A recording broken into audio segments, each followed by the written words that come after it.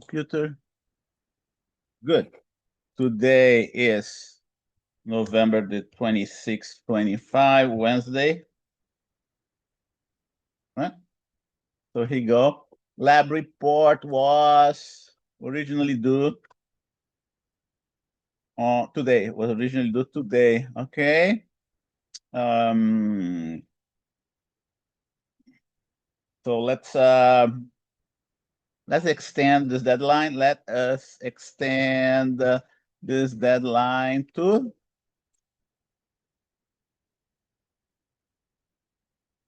December 3rd, together with lab report number 5. Okay, together with lab report 5, number 5. Okay, reports for labs 4 and 5 due December next week. Better this way? Okay. And until then, you're going to have all the videos uploaded in there.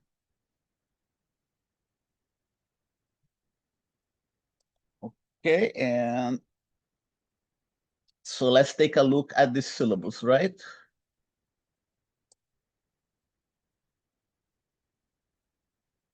More students showing up here.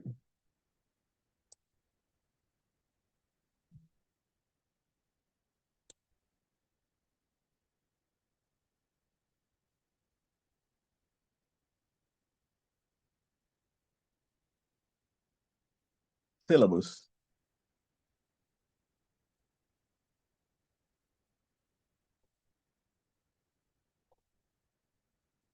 And let's see if we can update here. Here you go. Today is the 26th of November. Are we recording, by the way? Let's see. We are recording, right? Yes. Yeah, okay, good. Thank you. Today is the 26th of November, 2025, 9:47 a.m. Pacific time. And we are writing here. The third exam is going to be next week. For now, it's just chapter 6 and 7. Okay, and we finished chapter 8. You know what? Let's do chapter 6 through 8. Okay. Since we finished last time, there's enough time for you to linear momentum, rotational kinematics 1. We finish, and then we're going to start rotational dynamics. Dynamics 1. And we're going to do lab 5 as well. Okay. So again, exam 3 is going to be next week on the 3rd. Oh, okay. So since the exam is on the 3rd, I'm going to give you another break here. I'm going to give you another break for the lab reports, right? So here you go. Not this one. Not this one here. Instead of the 3rd of December, let's make it let's make it on the 8th of December. That's going to be a Monday. I don't want to push further down yet because don't want to push it further down into the future because we're about to finish the semester, right? So it's going to be on Monday. And I need time to correct all those lab reports, 4 and 5. Let's see if I can document that in the syllabus as well.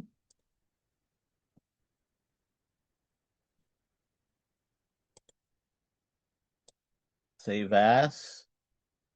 Gonna be version number 5 here.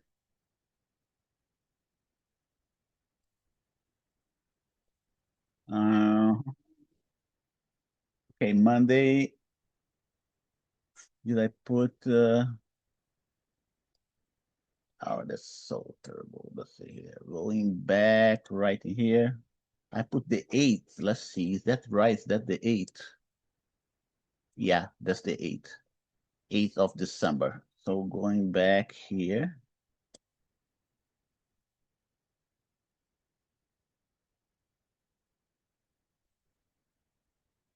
Yes. So many windows and so little spaces. Kimberly, want to ask a question, Kimberly? Yeah, I want to ask, will we get our grade for lab 2 and 3 today? Yeah, yeah. I didn't have time to correct lab 2 and 3 yet, but I'll be correcting soon. Okay. I am traveling and everything gets very messed up in my schedule, but I'll get that before Sunday. Okay. For Sunday, I'll get the grades for lab 2 and 3 for you. Okay. I was planning to correct lab 2 and turning in today, but I didn't have time to do that. Uh, Now let's go back here. Eight, eight is Monday. The exam is on third. Okay, and going back to good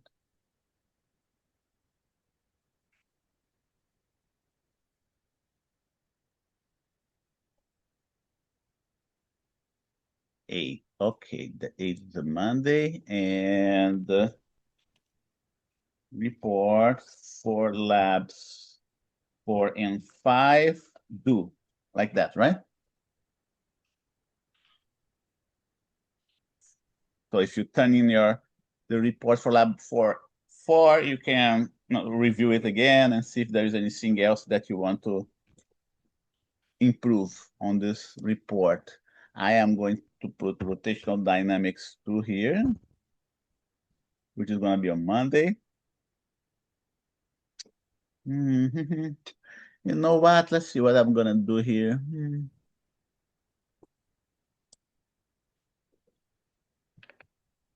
Yeah, so I'm thinking about do another lab here. Let's see if we have time to do another lab on the 10th of December. Otherwise, we concentrate only on the lecture. So that's the situation. Okay, we are writing here on Wednesday, 26th of November, one more week, and we're gonna have exam 3. Okay, and I'm gonna give a break here instead of 6, 7, and 8. Just keep it 7, 6, and 7. Okay, and I will save this thing here and upload the syllabus. So we have an updated syllabus with the schedule. Let's see this one here. It seems it's so strange what happened to Adobe Acrobat. It didn't used to be like that. Looks like they changed something in Adobe Acrobat, and now it's this whole mess. Assign co-owner to manage your meeting. What the heck? Okay, let's try it again. Let's try it again. But this time I'm gonna do a print to a PDF document. Let's see if it works better now.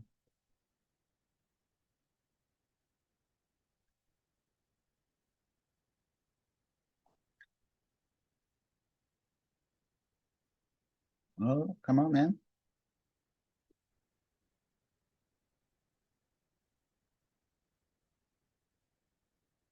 Wow, it's taking so long. Okay, finally. Syllabus.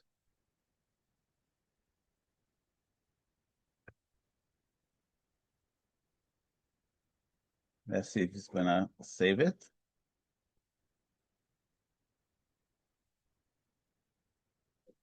Let's go get it. Yeah, it looks like it saved it.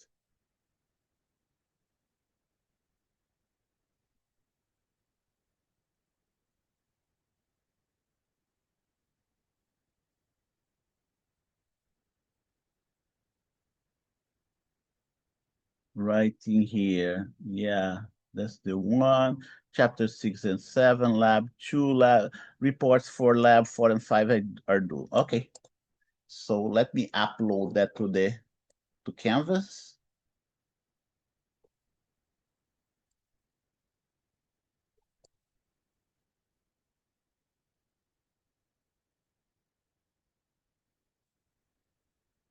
Home.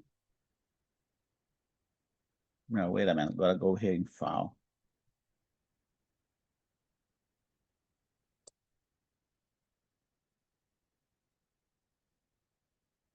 So odd.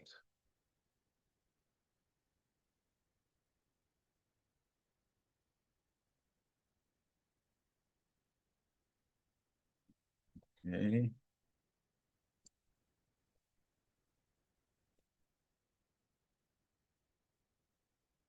Yeah. Okay. This one goes right in here. And now we can go to home. That's the disadvantage of using a laptop. I have only one screen here, and it's very difficult to navigate. When you get used to the navigating within 2 or 3 screens, you don't want anything else for you.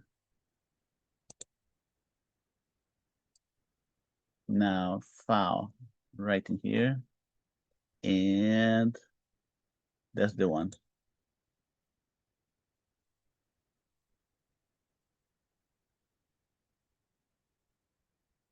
Add item.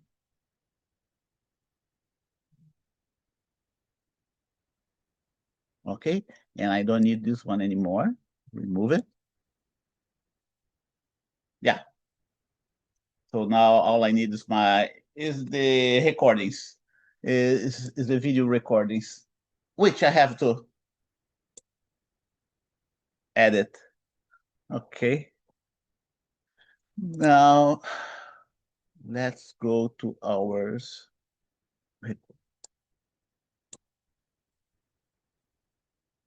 Notes. Yep.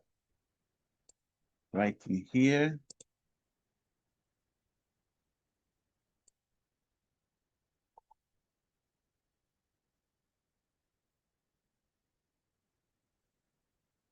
That's our actual notes is this one here. Okay, we finished chapter on rotational kinematics, and now we are going to start the chapter on rotational dynamics. Rotational dynamics, chapter 9, rotational dynamics, chapter 9.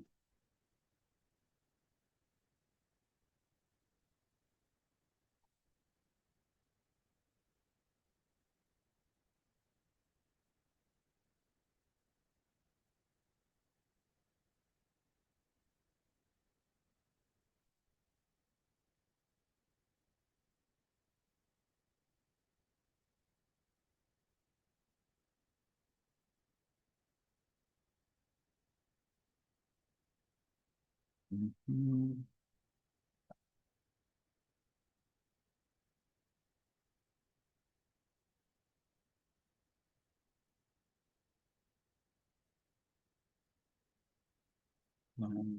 Let's see what that thing here is.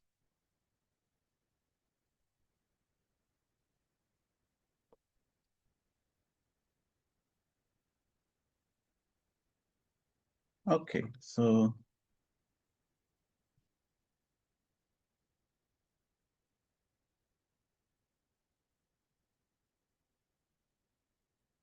okay, so we are going to talk about a concept that is the angular counterpart of the mass. Let's start with this one, okay? Let us talk about let's talk about the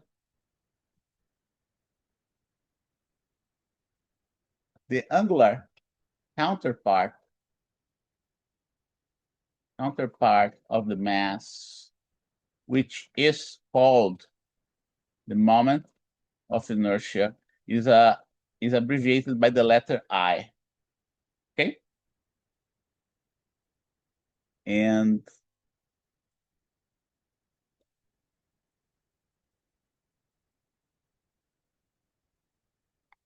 let's see. Let's see if I can get some more stuff here to make it better understood.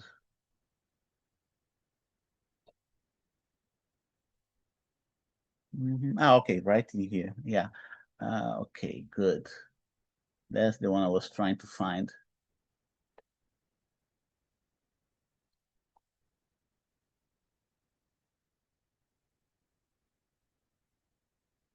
Okay. So should be Newton's second law of rotational motion. Okay. Part of chapter 9.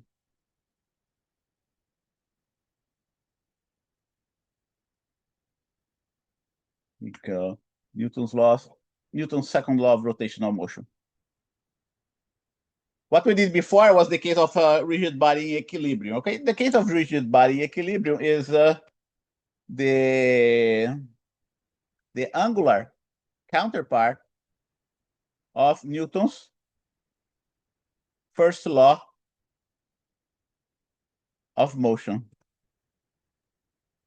Okay, so now we ask, what if the rigid body is not in equilibrium? What if the rigid body is moving, right? And it has an angular acceleration. In this case, what we do, we must apply Newton's second law to rotational motion. And that is a nice way of deriving that just by using Newton's second law. That is, that is a rather straightforward way of deriving the angular counterpart of Newton's second law just by applying it. By applying it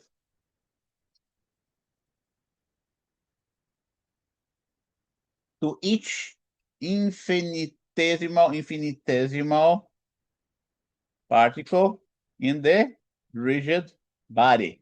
That's how you do it. Okay, and by applying Newton's second law to the infinitesimal particle in the rigid body, we end up with this concept of moment of inertia. And so let's do this derivation. Okay, and to find out Newton's second law for rotational motion, we first apply it to a point particle undergoing rotation in a rigid body. I'm going to copy that, and let me copy more. Those are my notes of last semester, okay? I usually use that as my guide, and then I improve as we go along. So here you go.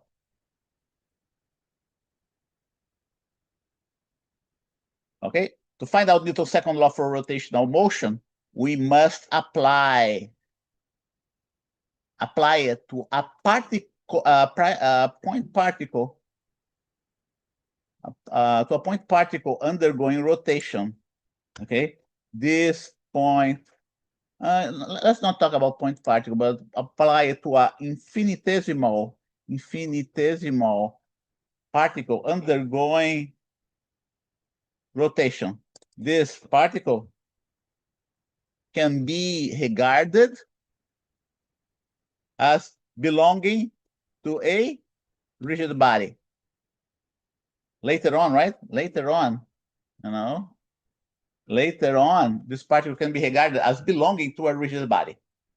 So we start with just a single particle, and then we worry about the rigid body later on. So consider a mass M, our point particle. Consider a point particle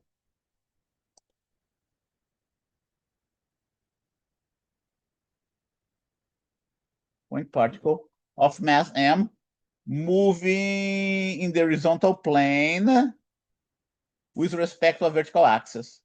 Assume that the object is subject to a tangential force according to Newton's second law of motion. Accordingly, we have Here you go. Here is my infinitesimal particle, my point particle that's going to become our infinitesimal particle that belongs to a rigid body. And this particle is subject to a tangential force that's making this particle undergo an acceleration, right? An angular acceleration. And why is the circular motion? It's a circular motion because we're talking about a rigid body, right? In the case of a rigid body, every infinitesimal particle that belongs to the rigid body is or undergoing, all of them are undergoing a circular motion. If the rigid body has an angular acceleration, so those particles are going to be accelerated as well. They're going to have a linear acceleration. Okay, and here that's what we are doing. Here you go. This point particle of mass m is subject to a tangential force. This tangential force is causing the particle to undergo not just a linear acceleration, but also an angular acceleration. This r is the distance of the particle to the axis of rotation. Okay, and now we're going to apply Newton's second law to this specific particle. Okay, net force applied to this particle is tangential force, which is equal to mass of the particle times the tangential acceleration.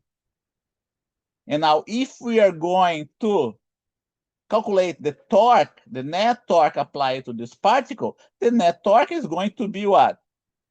The force multiplied by the position of the point of application of the force with respect to the rotation axis. We are using exactly the same definition for the torque that we did before. Okay, that's the rotational axis right here in the middle. And that's the vector position of the point of application of the force. There's a right angle between those two vectors. Okay, the force vector and the vector position of the point of application of the force. Consequently, the torque is going to be just F sub t times R. And that's what I got here, F of sub t times R. I'm gonna do, let's see. I'm gonna separate by lines, okay? So it becomes easier for you to understand, right? Each formula is gonna be displayed in one line for you. Net force is equal to this tangential force, not transversal, but tangential force. And the tangential force is mass times acceleration, a tangential acceleration. Okay, the net torque is going to be the net force, right? Here you go. The right way to do that would be the net force times the vector times the distance r. The point of application of the force, the distance of the point of application of the force to the axis of rotation. Okay, and this net force, just like we saw before here, is equal to this tangential force. Okay, and we here write the net torque as being F sub t times R. And we go ahead, we apply Newton's second law to this F sub t times R. Okay. What's next? Again, what am I doing here? I'm trying to get Newton's second law for a rotational body. Okay, that's what I'm trying to do. And instead of substituting tau net torque, let's keep on net torque here on the left side. It's gonna become obvious why I'm doing that. I'm gonna repeat net torque right in here. And then what I did here, I substitute the tangential acceleration, the linear tangential acceleration, by the angular acceleration, alpha times r. Okay, alpha times r. And here what we get, here you go. Now in the next line, the net torque becomes mass times angular acceleration. This r combined with this r, it becomes r squared. Okay, here you go. And then I rearrange this equation. I rearrange this equation so you can look familiar to Newton's second law of motion. What we have here, in the left side, we have the angular force. In the extreme right, you have an angular acceleration.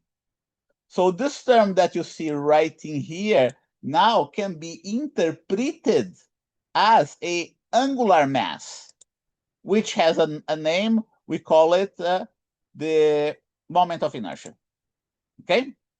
The term on the right side, mr square, is given the name of angular mass, or moment of angular mass, or moment of inertia. So I will repeat that in the next equation so you can compare the two results. Angular force, linear force. Angular acceleration, linear acceleration. Angular mass, linear mass. Okay? Notice that for a point particle, let's see, the term I is called the moment of inertia, and is the angular counterpart of the linear mass. Notice that the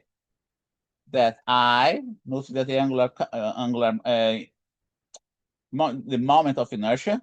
Notice that the moment of inertia depends both on the mass of the particle and the distance that this mass is from the axis of rotation. Okay, mr squared. For a point, in other words, for a point particle, here you go, I is going to be equal, for a point particle of mass m, its moment of inertia will be given by mr squared, where 1, 2, 3, where r is the distance of the point particle to the axis of rotation. Here you go. Of the point particle to the axis of rotation. And then we can erase that here. Okay? So that's our first element, okay, that you have to know. Let me go back to the table here that we got. And here you go. Linear parameters. Maybe I already have it in my other notes. Let's see. My notes of 2024. Here you go, right in here. Let's see. No, it's not here. Must be down there. Must be down there, okay? And then we can extend this idea to the moment of inertia of multiple point particles, okay? So suppose that you have several point particles. We can go ahead and just put them in a summation sign.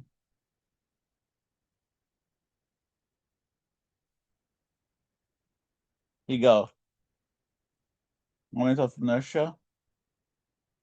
Now we can extend this concept to the case of multiple point particles. In other words,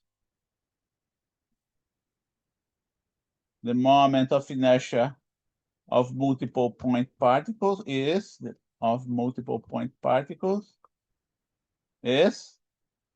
just their separate summation. Or you go M1 R1 square, M2 R2 square, Mn Rn square. And it is at this point that I need to show you an illustration, right? Let's get my illustration here. Let me get my illustration here. 1D work linear rotational motion. Right in here.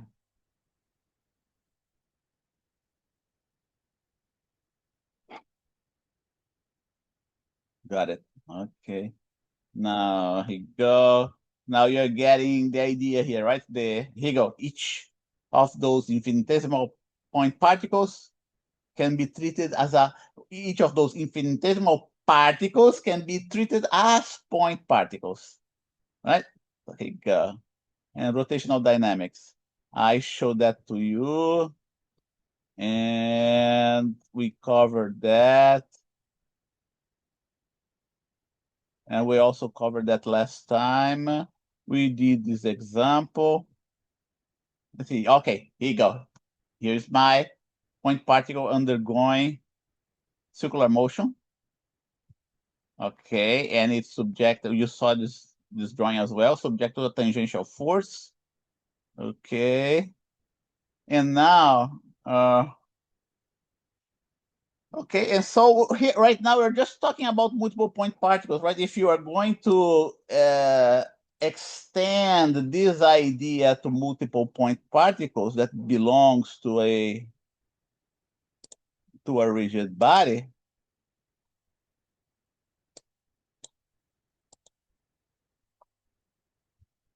that's font subscript right in here. Yeah, here you go.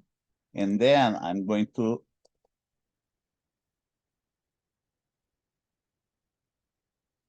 put that as M1.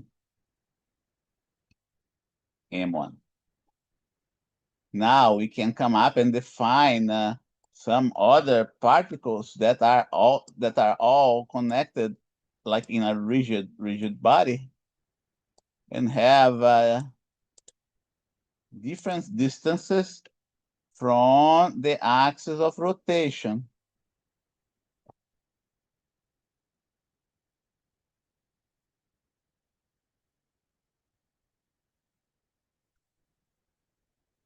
Like that.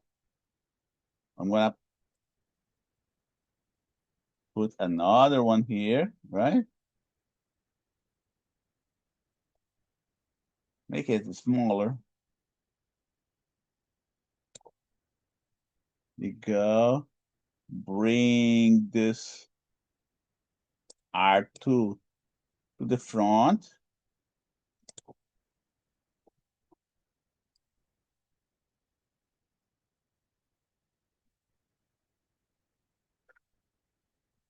This R2 is right in here.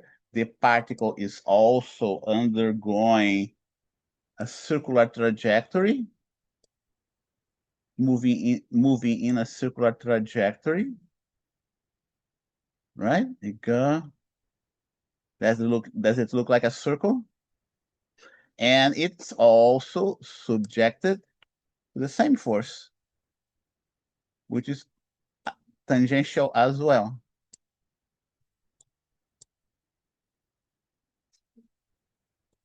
Let's see. Oh, by the way, this one, gotta shrink this path here a little bit more.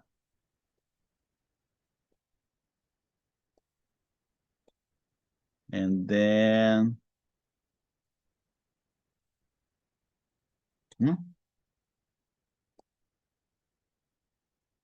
better now, right? Here is my force like that. Tangential force. This tangential force is being applied. Oh, no, this one, go, this one here.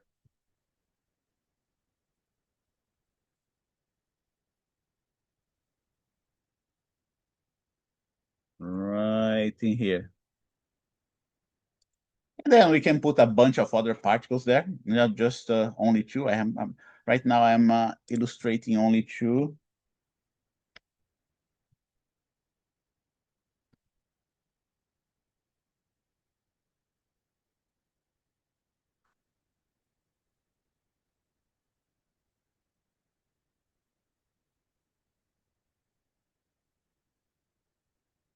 If I put n point particles undergoing this circular motion about this rotational axis, we get what you saw before. Okay? A moment of inertia that is equal to m1 times r1 squared plus m2 times r2 squared and so on, right? And that's the I, and let's not forget that's point particle, PP for point particle, system of point particles, like that.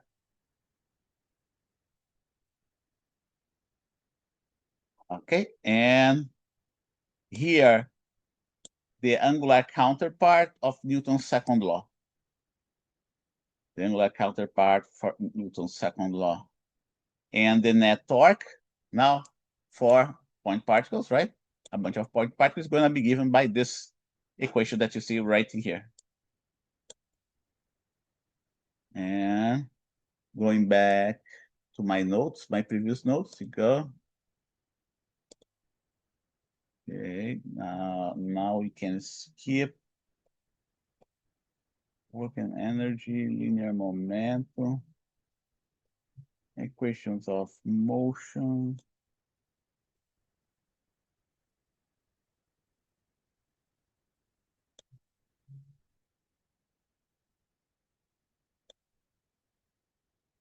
Let's put the energy. Let's see, explosion. Okay, let's skip it. Let's skip it. Okay, right here. Oh, here's the table that I wanted to copy, right?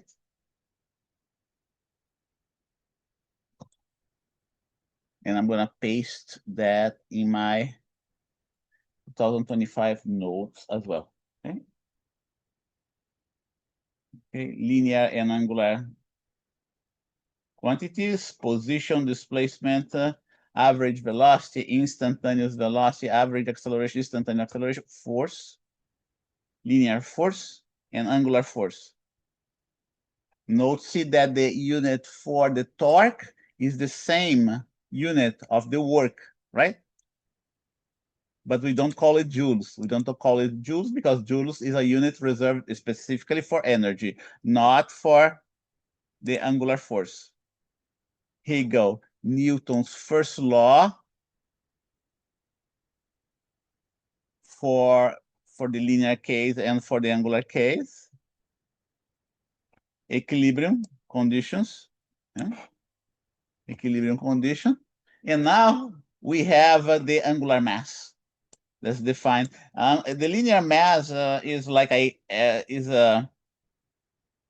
property of inertia.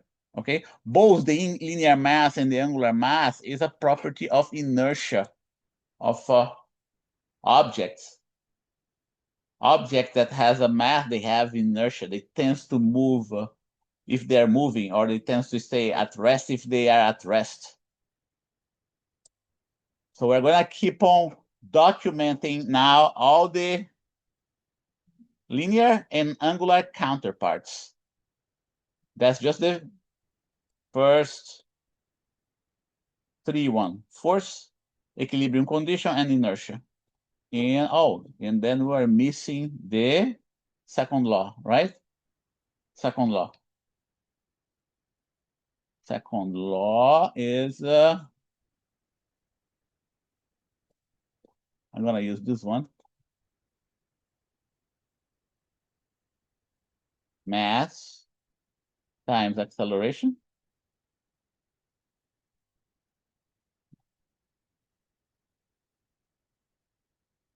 let's say the unit here is Newton. The unit here is Newton and Newton meter. Okay, so net force. Let me copy that. Paste here. Net force is going to be I times alpha.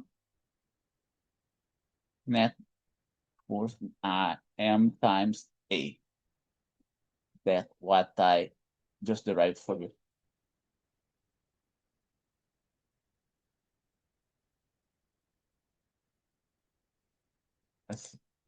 Let's get more stuff here.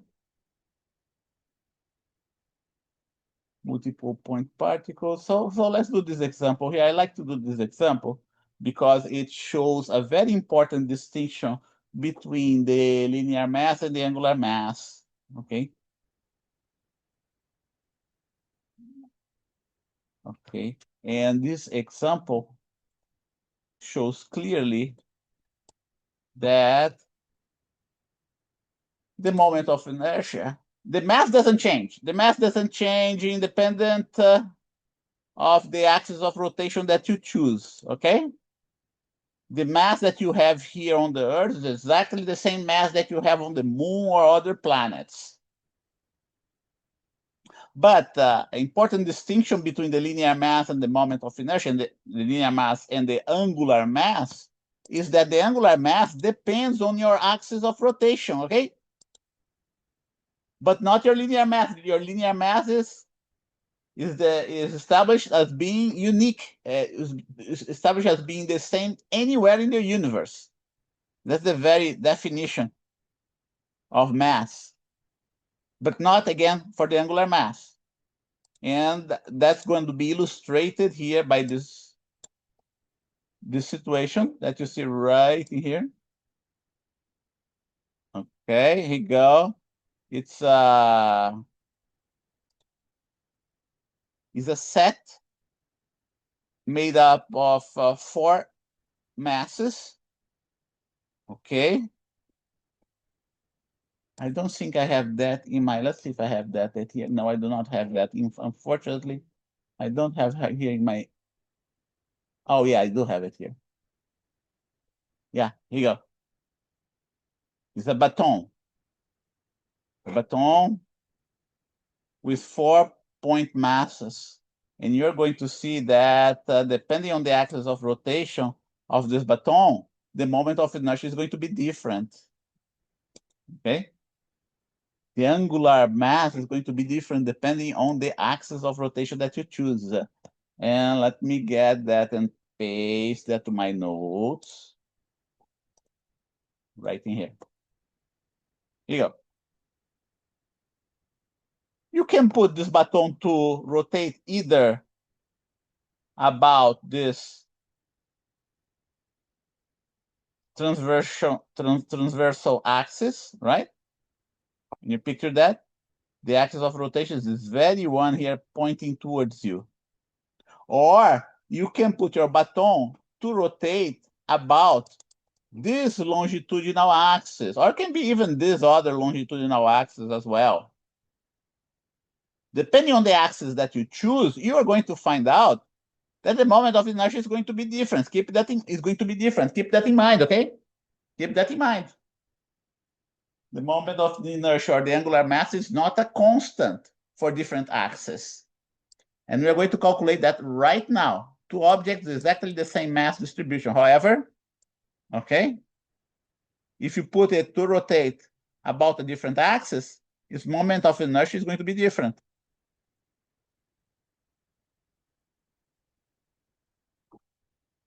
In the above object in B has a lower moment of inertia compared to A. And we're going to derive that, okay? Prove that mathematically. Calculate, the idea here is to calculate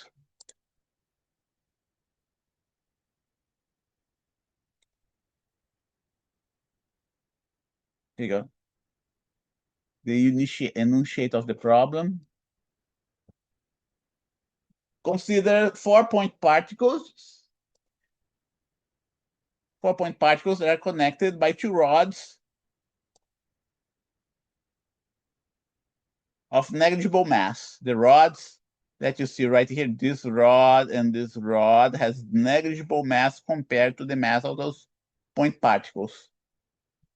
One rod has a length of 2a, the other one has a length of 2b. Find their moment of inertia with respect to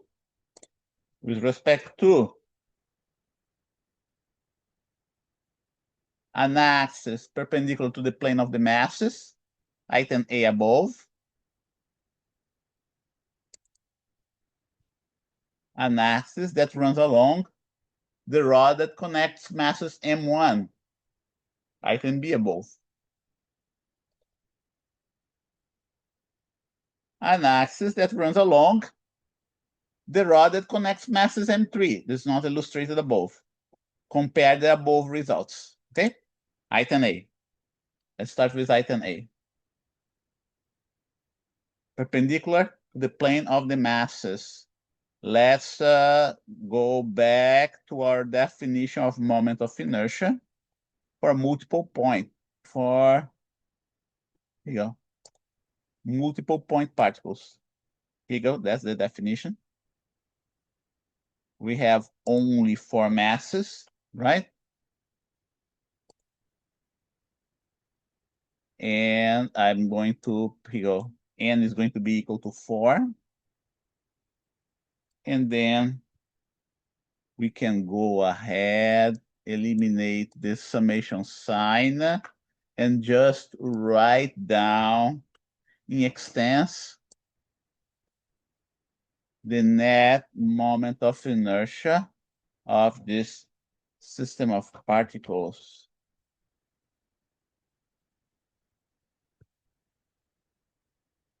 Oops. I gotta change that to M2. I gotta change that to M3 and R3. Oh.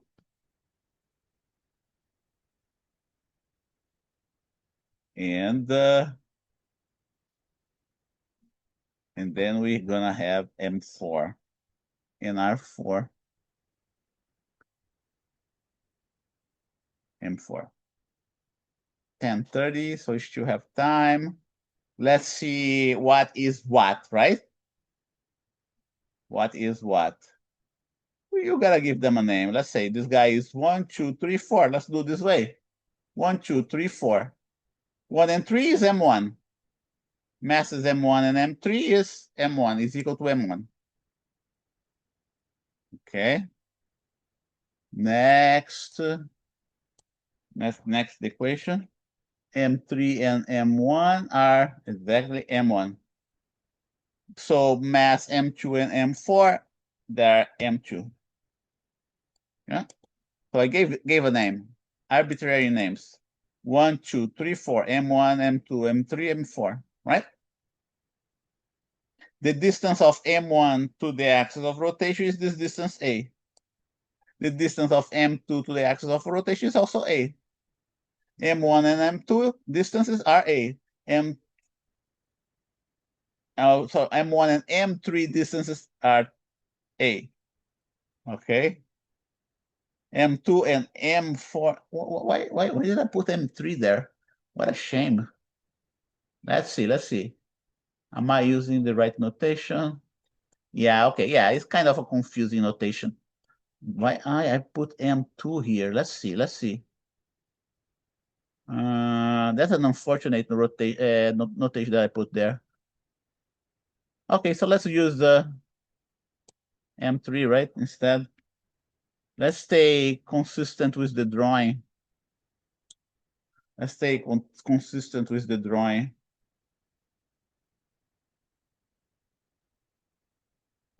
M1, M2, M3, M4. Yeah. M3 is equal to M1, M2 is equal to M3. Okay, that is a kind of unfortunate notation that can cause confusion. But let's move forward. And then R1 and R3 are going to be A. Don't forget this A must be raised to the second power.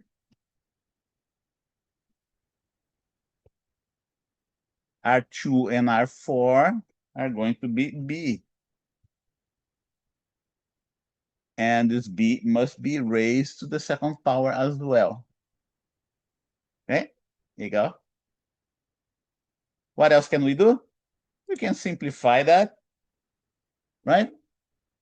M1A squared plus M1A squared. 2M1A squared. M3B squared plus M3B squared. 2M3B squared. Can we do better than that? Just one more simplification. And here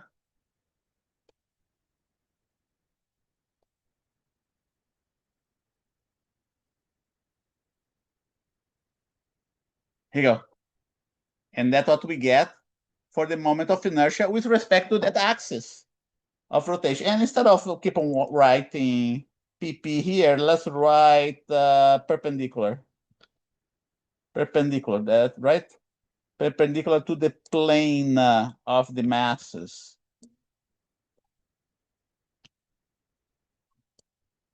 Moment of inertia with respect to the axis, that's perpendicular to the plane of the masses. Okay, so that's our first part of the problem. Now let's do the second part. An axis that runs along the rod that connects masses M1. Okay, so here you go. That's the axis that we want now. What's the moment of inertia with respect to this axis? We do exactly the same thing. But now it's item B, right? I'm gonna copy everything to help us with the solution. And now instead of PP here, yeah, we write down parallel. PAR is parallel. Okay, exactly 4 particles. Here goes parallel. I'm going to say that R1, R2, R3 as well, parallel. Now, the difference comes at this step here. M1, R1 squared. Let's see what R1 squared is. Go back to the drawing. The distance of this point particle to this axis. Its distance is going to be 0 because this particle is located exactly in the axis. Okay, so now in my case, my R1 is going to be equal to 0. Not just the R1, but also the R3 as well. Because the R3 is also located along the axis. And now let's see particle M3. The distance to the axis of rotation is going to be B. Okay, this B here, this other B here.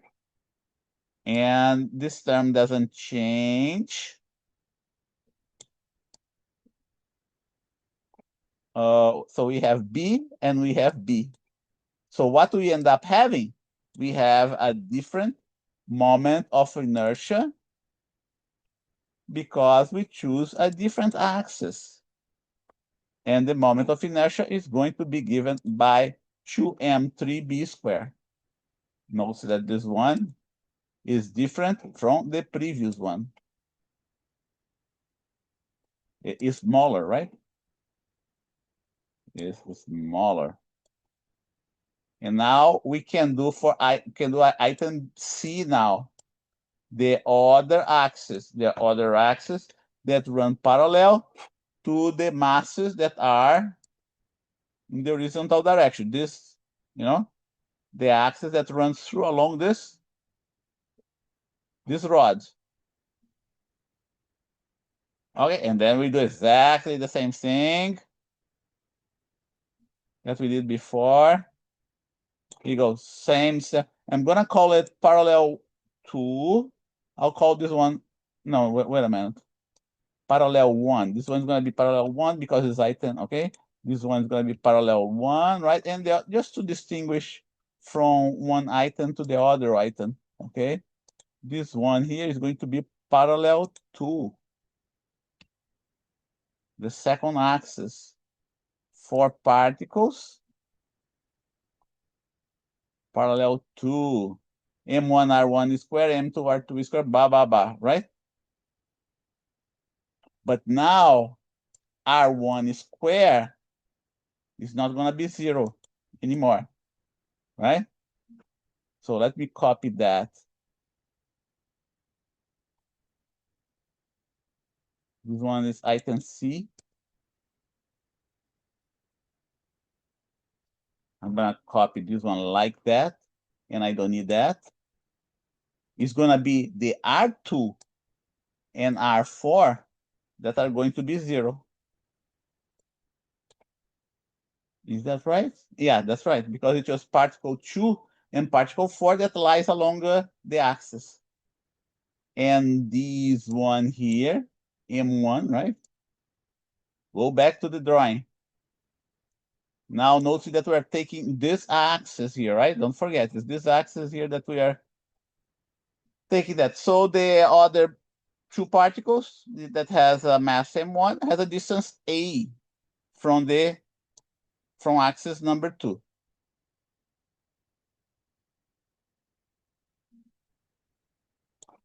So I can write that down. A squared. A squared. And let's not forget, here's mass 3, right? Here's mass 1, and here's mass 3. And now what we end up getting? We end up getting 2m1a squared. 3 different axes that we have chosen, 3 different moment of inertia results. Here you go. Okay, and now we can, item D. What's item D? Compare the above results. This one is going to be the largest of all. Let's take a look at the illustration, by the way. Which one is larger? B is larger than A, right? B is larger than A. So we can say, here's our first result. Here's our third result. And the other one, I'm going is that M1? Yeah, that's right. And here's our second result.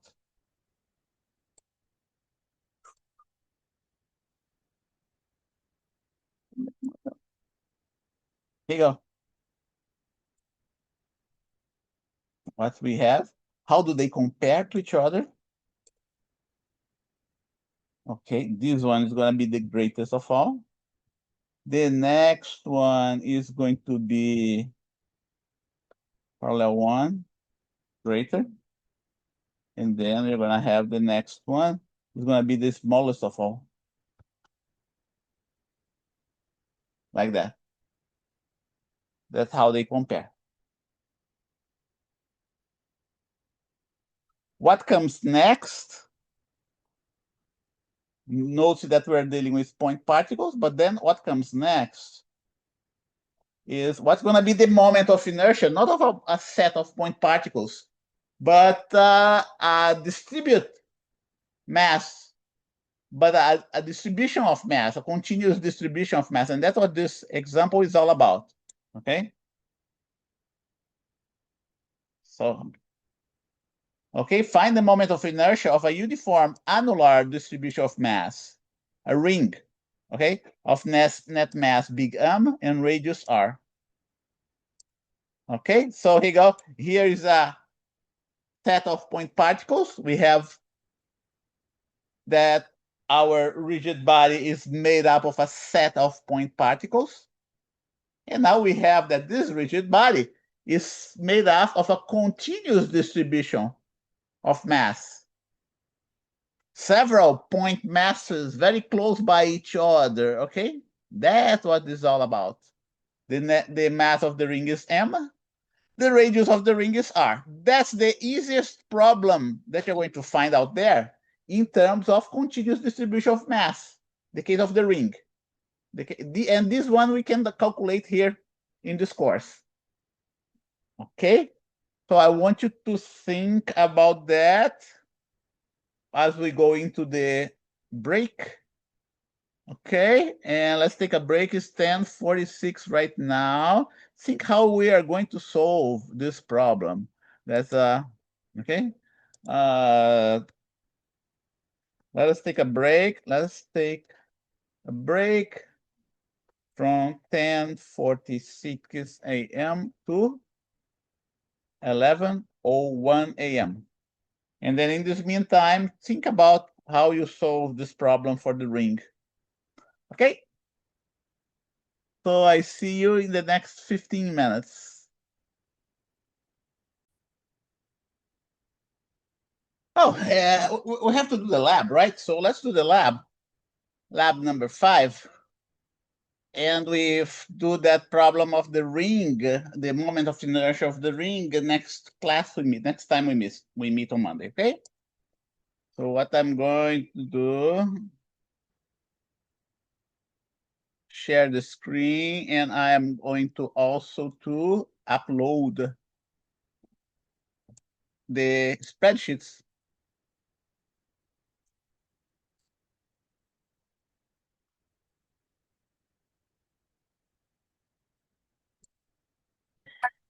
You taken roll yet? What do you say? Sorry, have you taken roll? No, I stopped taking roll. Okay, so, but I still, I still check with you how you're doing the lab, right? Labs, raw data.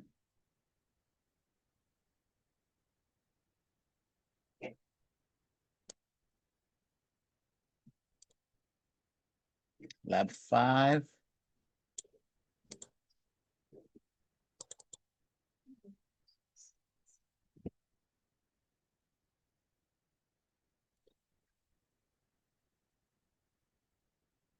Let me get the row.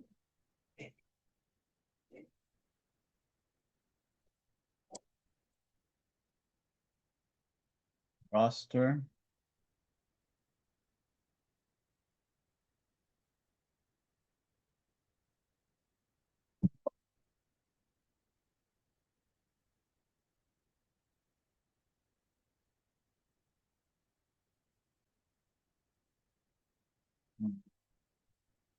Huh, interesting.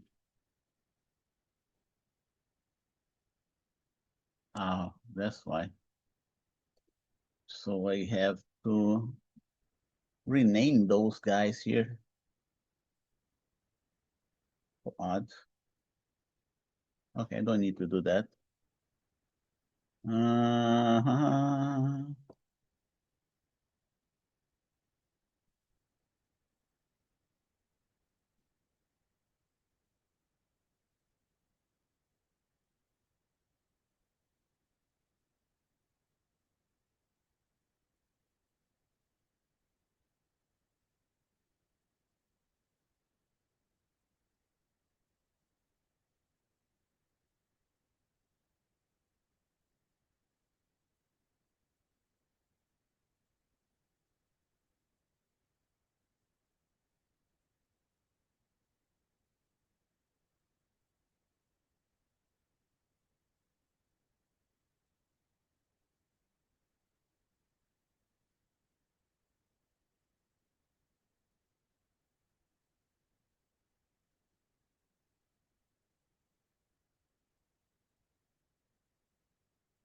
Now let's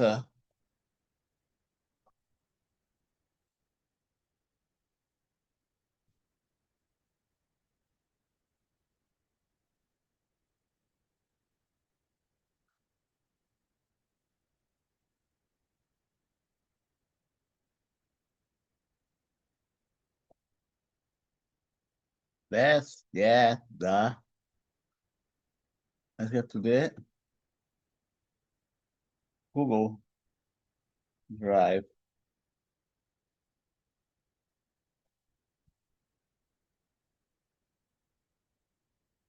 $25.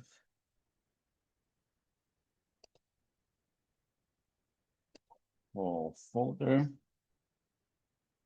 Okay.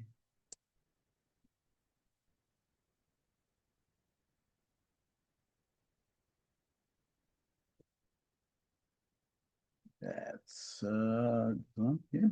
Yeah. Group number 1. I uploaded your file. Group number 3. I uploaded your file. And let me go through the odd groups first. Okay. 5. More convenient for me to do that. 7. 9. 11. 13. And then, okay, we need group 15 as well.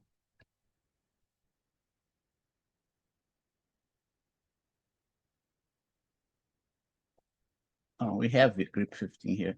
Here you go. Group 15, and I can't erase this one. Delete, delete, delete, delete.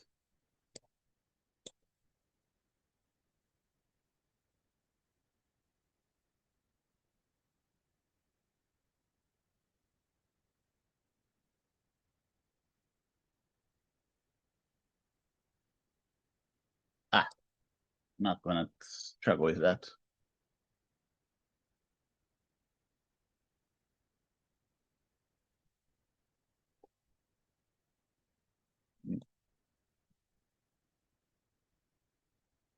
Now the group, even number groups. Group 2, group 4, group 6,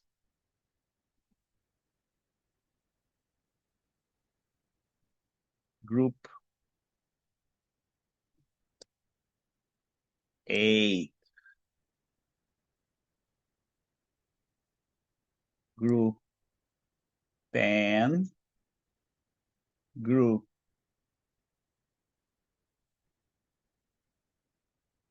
12, group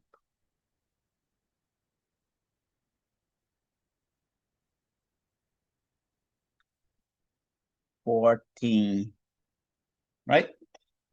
So make sure, let me know if you got all your spreadsheets. If you didn't get, let me know, okay?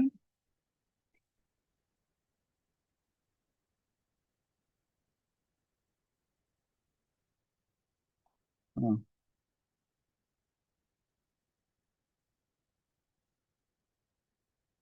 Oh man, it's I have so little space here in my screen.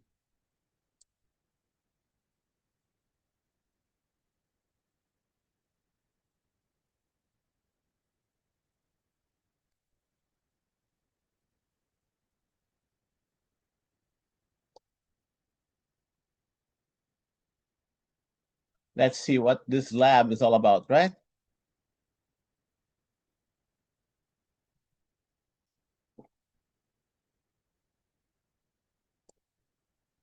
Okay, this one is Newton's second law of motion.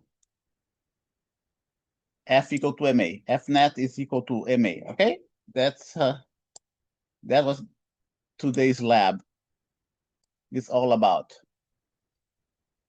I will get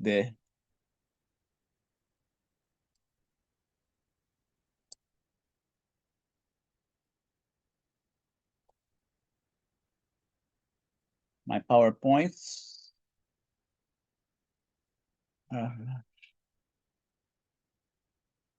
PowerPoint slides. Should be here. Newton's second law. Lab number 5.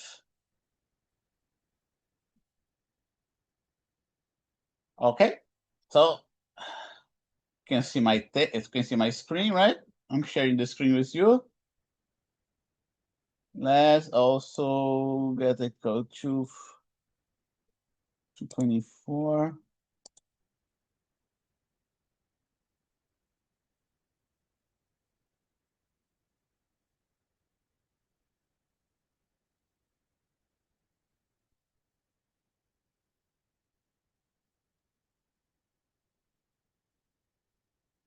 I'm gonna get the notes for lab number 5. Lab number 5. Let's see. You can find it. No matches. Let's look at the other one. No matches. Oh man. Lab 5. Yeah, here you go. That's the one. Let's copy everything and paste. And let's see if we can do some improvements, right?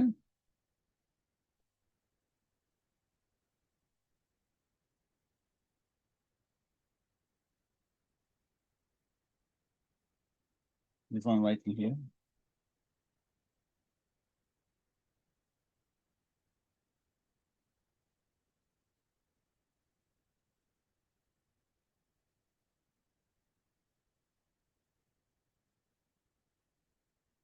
Okay, so lab 5, Newton's second law of motion. Okay, report for lab 4 is due. For labs 4 and 5 are due December 8th, right? December 8th, like I mentioned, 25.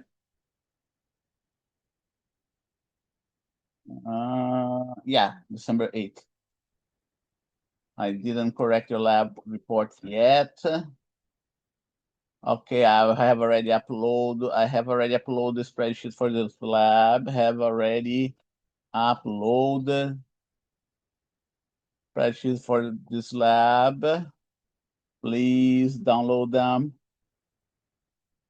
to your to your hard drive. Okay, so there are several ways of verifying Newton's second law experimentally.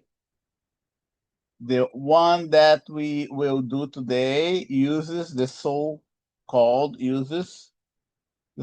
Atwood machine. Okay, we're gonna see how this Atwood machine works. It requires a pulley and it requires system of masses as well. Okay, so we start with the table, and you have already seen the table here. Let me close this one.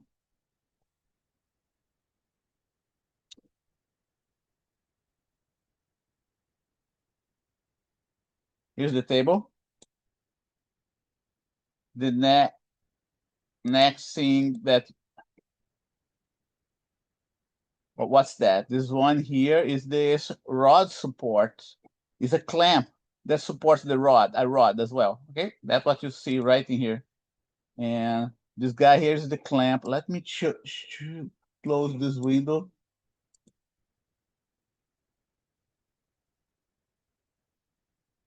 It's a rod clamp. Rod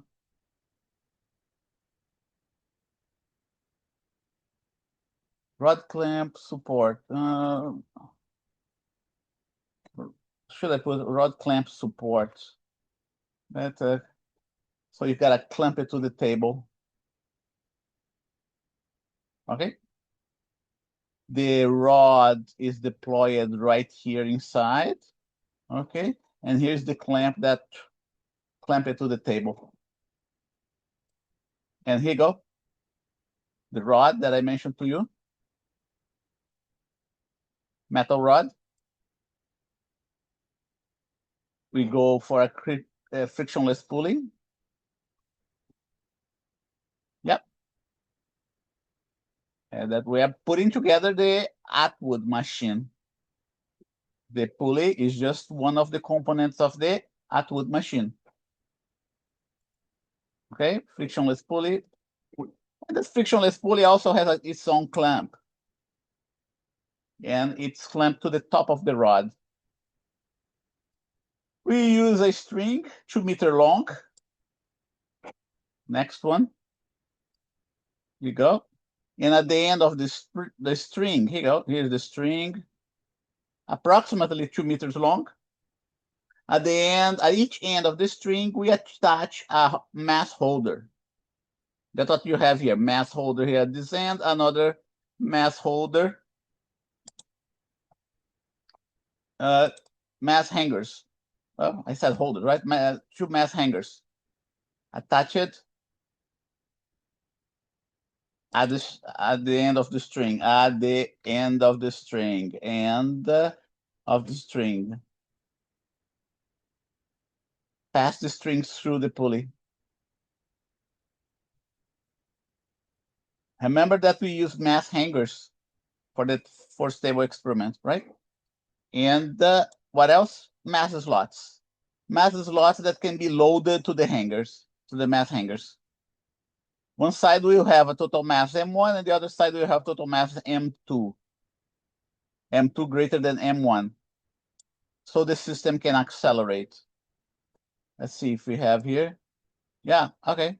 Those mass hangers are already loaded. M2 is greater than M1.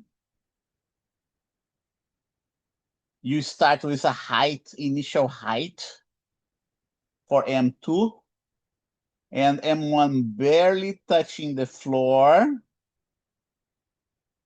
Let me get, yeah, here's the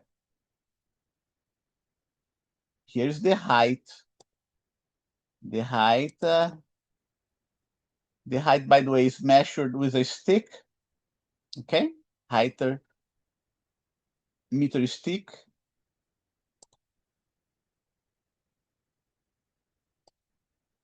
Let's see, not this one. This one here. Measure M1 and M2 with the provided scale. The same scale that we have been using. The scale that has a resolution of 0.01 grams. Consequently, each of the masses are going to be displayed with the following 1, 2, 3, 4, 5 decimal places in your table. You must display them with the proper number of significant figures. Okay. What I tell my students is that this experience is rather dangerous, okay, because we're dealing with masses that can fall on your foot. And because of that, I ask my students to wrap the masses with a masking tape so they don't fall easily. This is a safety issue.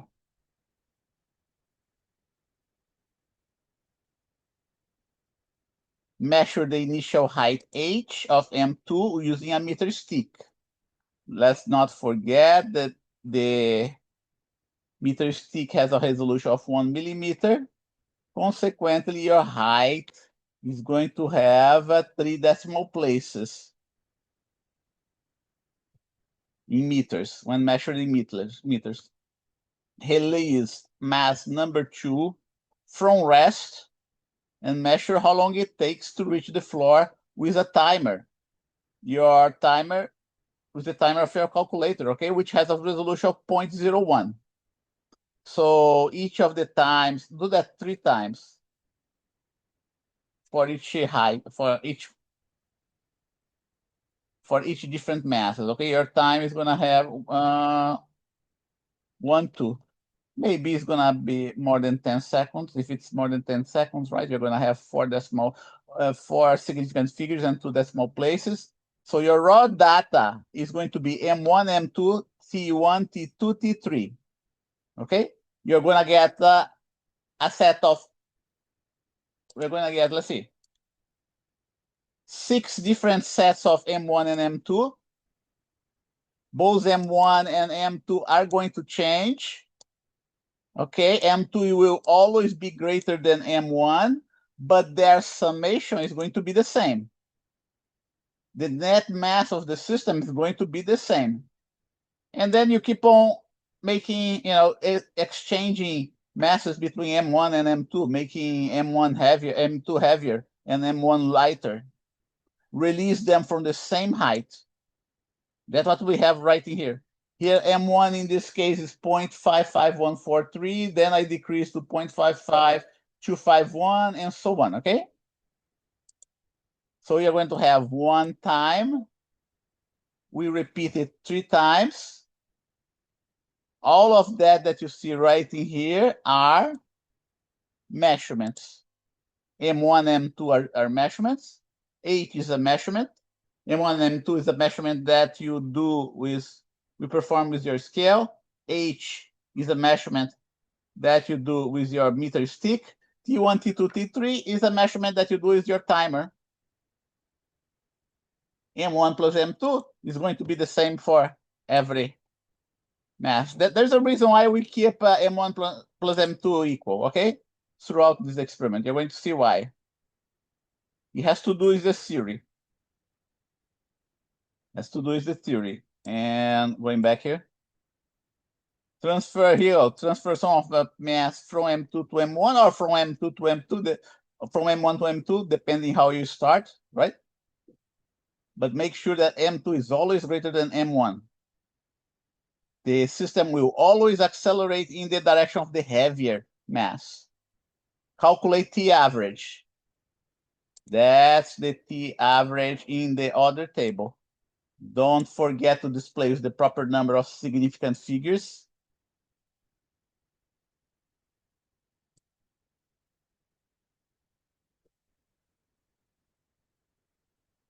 Calculate the acceleration of the system. How do we calculate the acceleration of the system? We calculate the acceleration of the system by using the kinematics equation that we derived initially. Okay, y equal to y naught, v naught t minus half at squared. The masses are moving, the initial velocity of the mass is going to be 0, so v naught is 0, and we have only those two terms here, y naught and minus half g8t squared. Is minus because the height of M2 is decreasing, right? That's why I have a negative sign in there. The final position of the mass is going to be 0. So we are going to have this relation where y naught is equal to h. We're going to have this relation where the acceleration ends up being equal to 2h over t squared. So we go, let's going back here. That's where A is all about, is located. Here you go. We are going to have different acceleration values because we are going to have different forces applied to the system, right? Let's go back here. Here you go. M2. Oh, that's how the whole system is going to move. See that? Let's go back here. You release mass M2 from rest. When you release mass 2, is going to fall and mass 1 is going to rise. That's because M2 is greater than M1. And you're going to measure this time of fall. Okay, here's my system, my free body diagram. My free body diagram made up of M1 and M2 plus the string. The string, mass of the string is considered to be negligible. Here are the forces that are being applied to the system. The weight of 2 and the weight of 1. The weight of 2 and the weight of 1. Because the weight of 2 is greater than the weight of 1, the system is going to be accelerated along the W2 direction, right? We can derive that, and let's see. We have the derivation right in here. Okay, net force. What's going to be the net force? It's going to be the weight, I'm going to write it down here, of 2 minus the weight of 1. That's what the net force is all about, right? And the weight of 2 is M2G, the weight of 1 is M1G. And then what else do you have? We're going to have mass times acceleration. That's exactly what you have in the right-hand side here of the equation. The net mass of the system is m1 plus m2, and that's going to be the acceleration of your system. Okay, here's the relation. Net force on the left side, mass times acceleration on the right side. So according to this equation, if you plot net force along the y-axis and A along the x-axis, we are going to get this slope here, a constant slope, which is going to be the sum of the masses. And that's what you're going to verify in your experiment. How close is that to m1 plus, how close the slope is to m1 plus m2, okay? So plot f net along the y-axis. Let's take a look where f net is. Here you go. F net. Here's the f net, right in here. M2 minus M1. Right? Those are not, what you see right here is not a data, but it's a result. Not raw data. Not a result, and result, right? Here's a calculation for the T. Here you go. Calculation, calculation, calculation, calculation. The raw data is only in the previous table.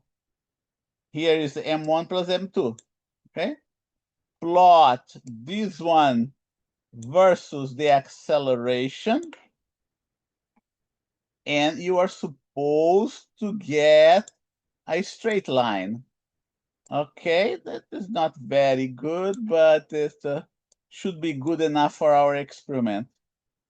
Okay, add trend line is going to be a linear fit. Display equation on chart. Display R square on chart. Let's zoom in. In this case, I'm getting a slope equal to 1.2. 1.2 would be kilograms. Okay, so let's see if it, and then what do? I write down 1.2, whatever that I have in there. Let's see, 1.2, I gotta close this one here. 1.2039. 1.2039. 1.2039. And then what do we get? I get only 6% of difference. That was the value that we were hoping to get, right? I'm gonna put everything, let's see. This is gonna be in red. This is gonna be in red. This expected value. Let's see what this expected value is.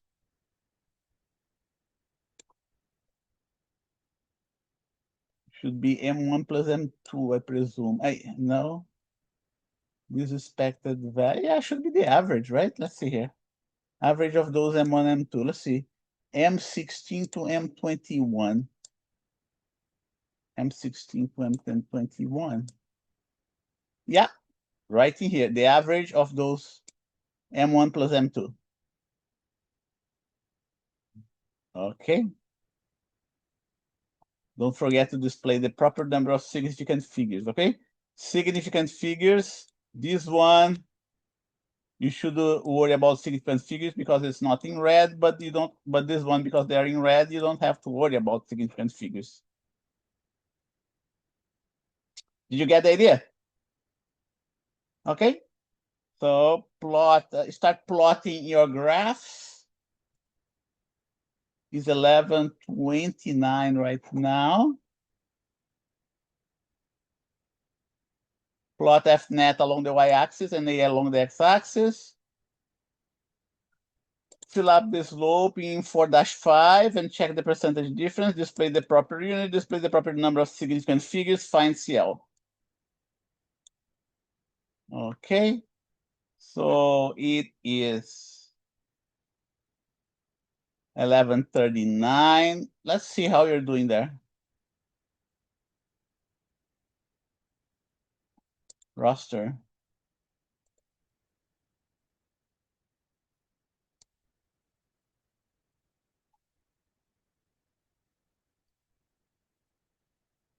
Today is 26th of November.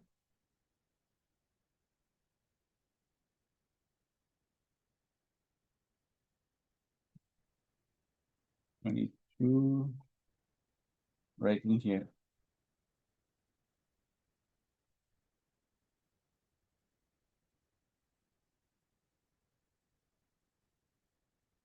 Here you go, 26th of November.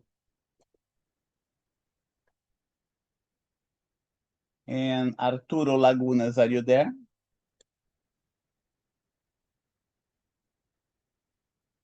Participant.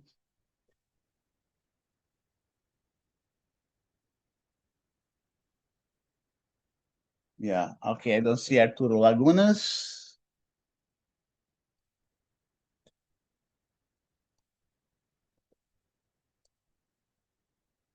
Zero. Eric Alcala, are you there, Eric? I don't see Eric here in the list.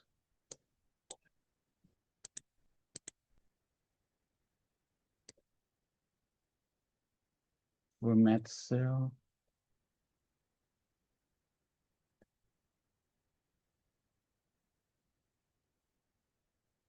Here we go. Yeah. Eric. Edith, are you there? I saw Edith here, right?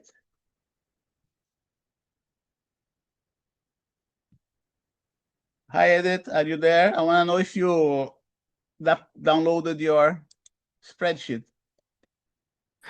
I've downloaded it. I'm working on it. Okay, good. Downloaded it. Chaiwadia, are you there? Got it. I don't see Jawaira here. Okay, I don't see her here.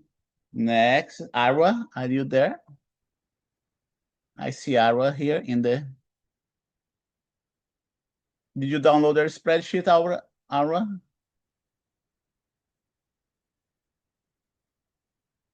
I cannot hear from Arwa, so let's move on. Catherine Pettis. I don't see Catherine Pettis here. Next is Ben Bandoy. I see Ben Bandoy here. Are you there, Ben?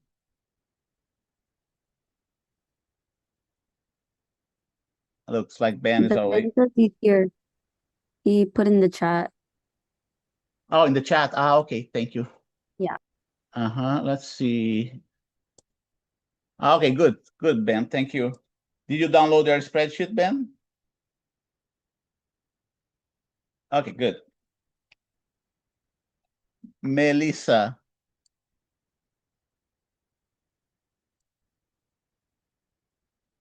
Melissa Bedola. I don't see Melissa here.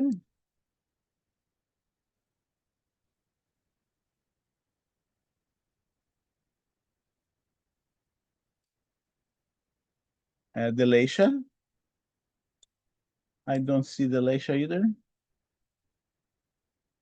Isabel Medina. Oh, no Isabel here. Queen Castaneda. No, Queen's not here either. Emily. Emily, not here. Let's see, Gabriela. Gabriela is here, right? Did you download your spreadsheet, Gabriela? Okay, I can't hear from Gabriela. Looks like she's away from her computer. Carlo Gallardo. Okay. I'm here. Okay, so there is a message here. Let's see, who is that? Ben Bendoy. What are we supposed to... Okay, here you go. Let me... It's written here in my plot FNet along the y-axis and A along the x-axis. Right in here. And I believe sometimes I write in the spreadsheet too, okay? Let me see if I wrote it in the spreadsheet.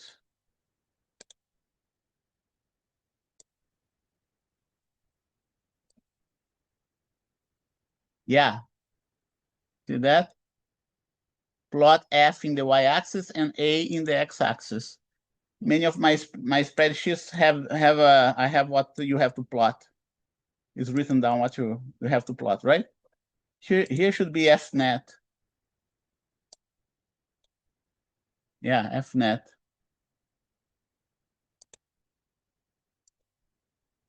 F. Yow. FNet. 1, 2, 3.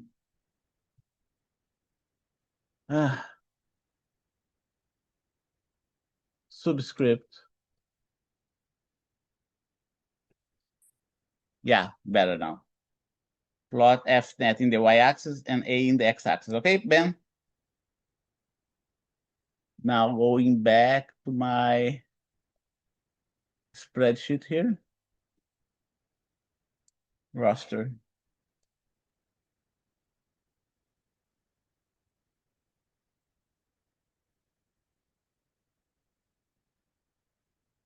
Carlo Gallardo. Carlo is here. Okay, Carlo, did you download your spreadsheet, Carlo? Yes. Okay, good. So next is going to be Angelica. Is Angelica here? Yeah, Angelica is here. Did you download your spreadsheet, Angelica? Yes. Okay, thank you. Next, Princess. Did you download your spreadsheet? I did download my spreadsheet. Okay. Okay, thank you. Brandon Guerrero. I don't see Brandon here. Next is Janie Maldonado. Janie, nope, Janie is not here either. Montserrat, are you there, Montserrat?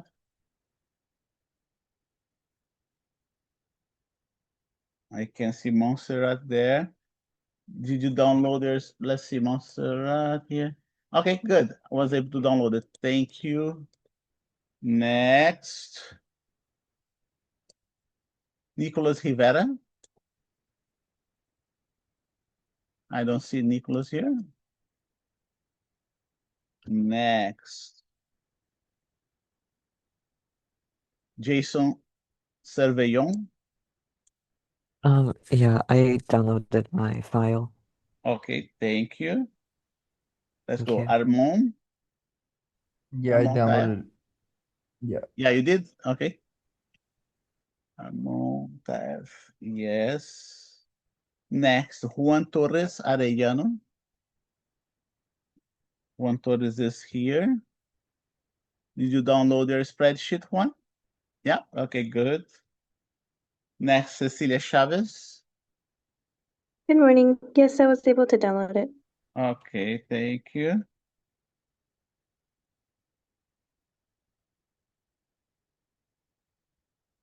Jacob Contreras. Okay, I don't see Jacob here. Evelyn Ayala. I don't see Evelyn either. Isabella Cisnero.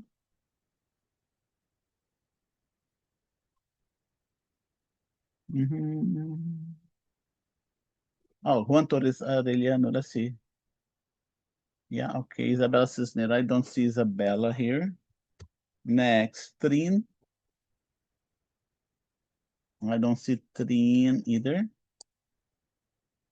Elizabeth Saldanha.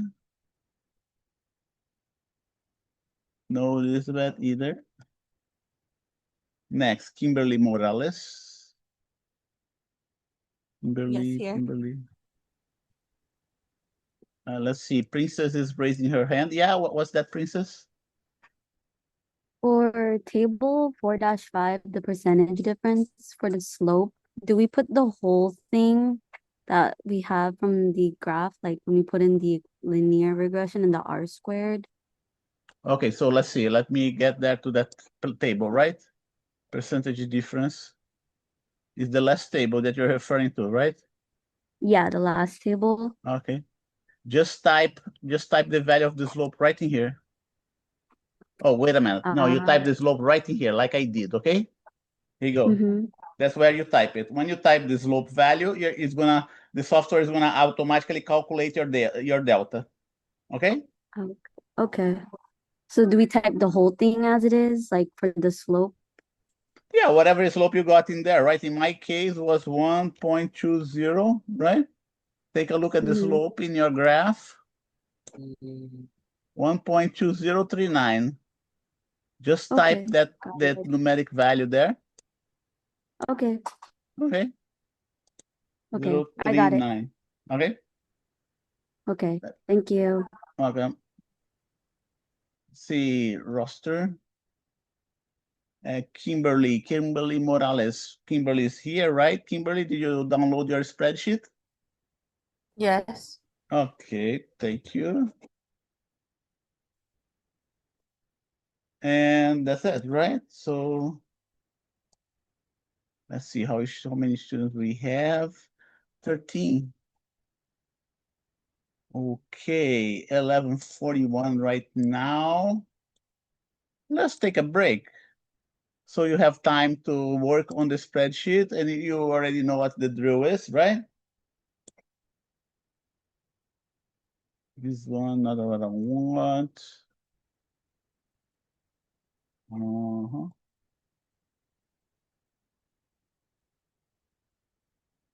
What the heck? Make you download the spreadsheet?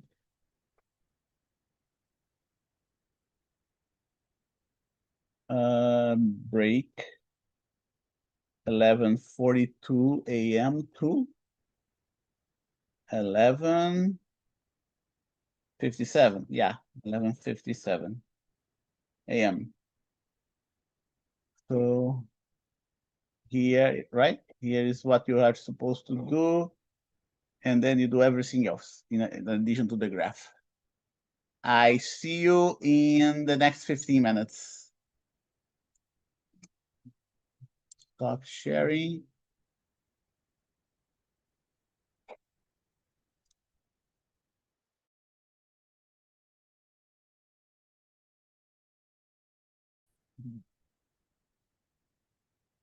And we need to share the screen as well.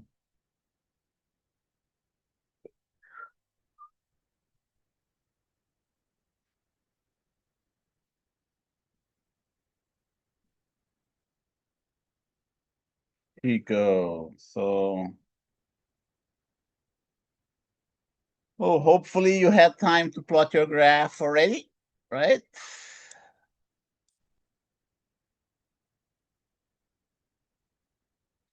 Let me close this window here. We don't need that. Let me see this one here. We don't need this one either.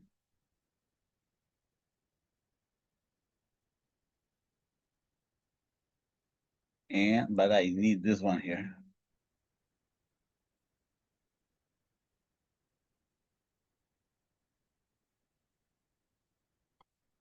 Let's start this graph.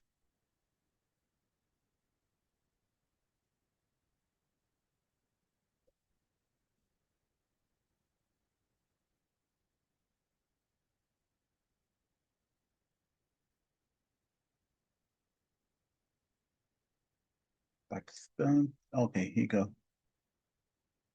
Now Edith, do you manage to plot your graph?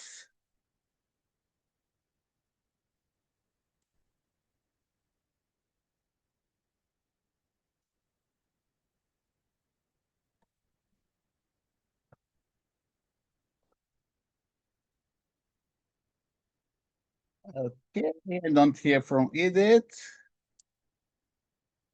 Looks like Edith is away from her computer, so let's put a little star here. Professor, I'm still working on it. Okay, what do you say? I said I'm still working on it. You're working on that? Yes. Okay, good. Working on that. Need any help? No. I'm good. Okay. I'm just I have to graph it manually since I'm on a MacBook. Okay. Arwa? Yes, I'm still trying to figure it out. Okay, do you download the spreadsheet first? Yeah, Okay, good. And now you're working on the graph? yeah. Okay, thank you.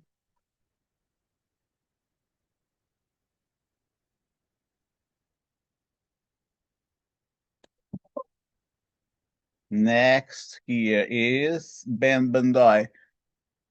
Hi, Ben, did you plot your graph? Let's go here. Okay, so you get 1.7432, right? And how much percentage difference did you get for the slope?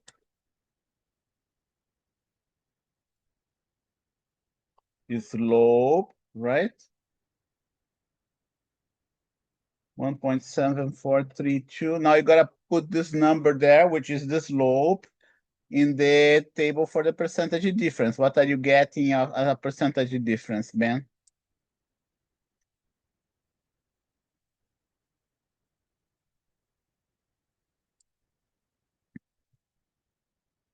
Let's see here. Oh, that's the percentage difference. Okay, okay. Okay, it's not the it's not the value of the slope, right? Okay, it's a percentage difference. Okay, okay. So that's good to know. Yeah, I saw that the slope was too high. Okay, slope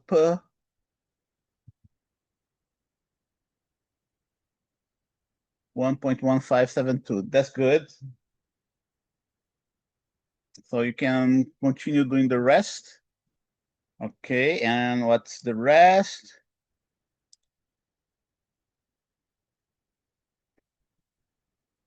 Let's see, the units.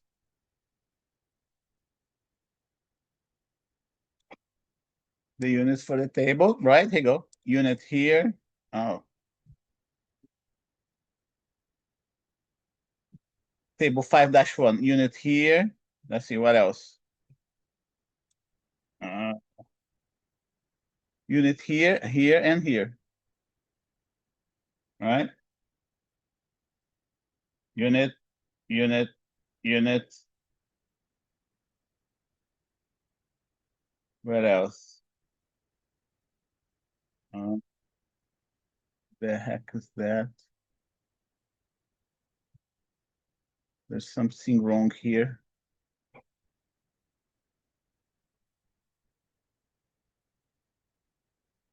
Okay.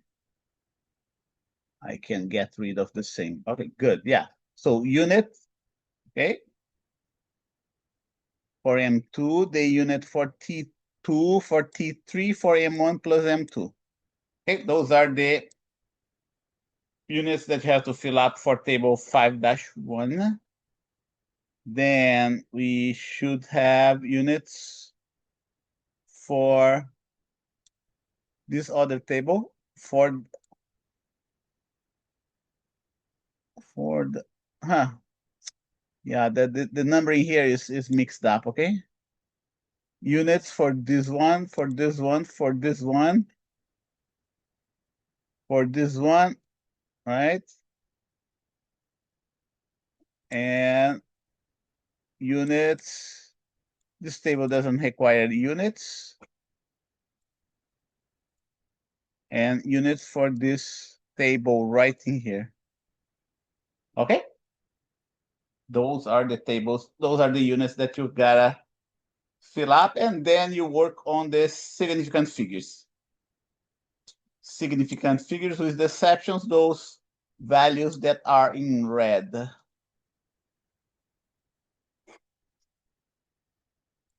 And let's go to the next student, who is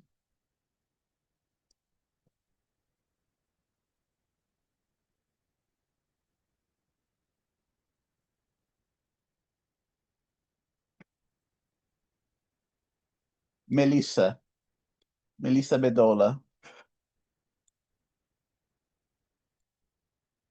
Let's see, Belisa is not here. Delacia is not here either, right? What a cat. Isabel is not here. Is Queen here? Queen is not here either. Okay, Gabriela. Gabriela Edwards. Did you plot your graph, Gabriela?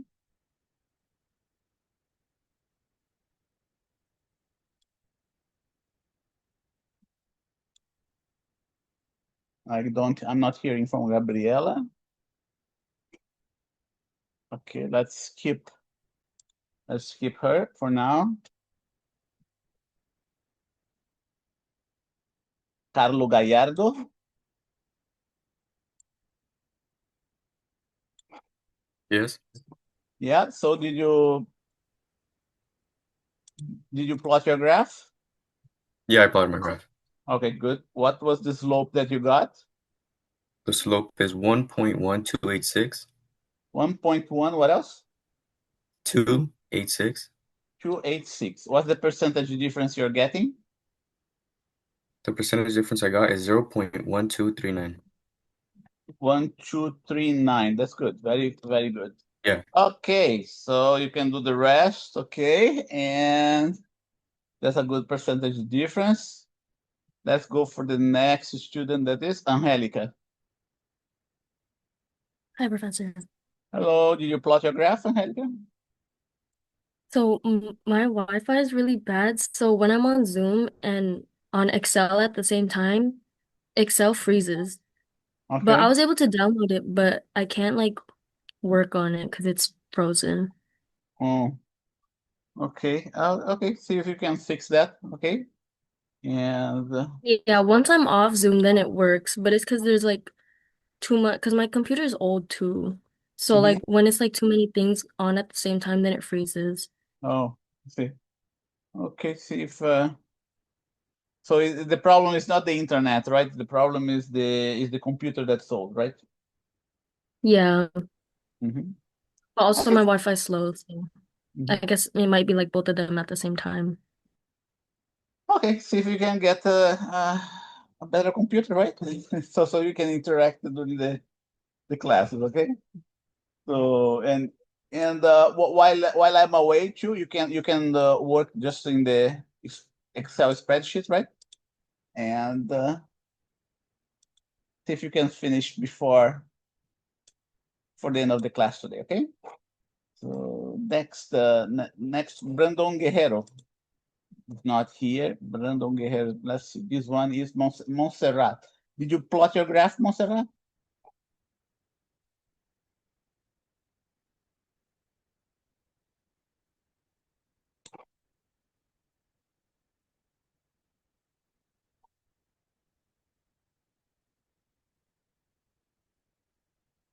I'm not hearing from Montserrat.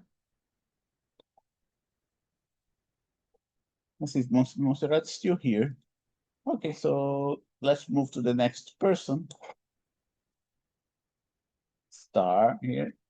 Nicholas. Nicholas is not here. Jason, did you plot your graph, Jason? Yes, I plotted my graph. Okay, what the slope did you get? The slope I got was 1.2881. 1.0881, right? 1.2881. 1.2881. Yes. Okay, good.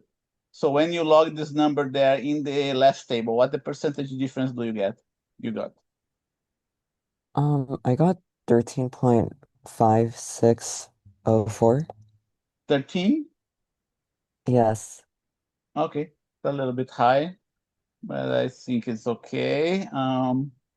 Okay, so keep on doing the rest. Let me go to Armand now. Armand, did you plot your Yeah, I plotted it. graph? My slope is 1.2039. 0.039, your slope. What about the percentage difference? 6.2182. 0.2118. Okay. Yeah, 0.21. 6.2182. 6.21. Right? 82. 82, yeah. 80. No, yeah. Okay. 82. 82. Here you go. Like that? Yeah. Okay, so you are in the group number 11. Okay. Yeah. Next. Okay, so work with the rest now. Next, 1210, Juan Torres Arellano. Did you plot your graph, Juan?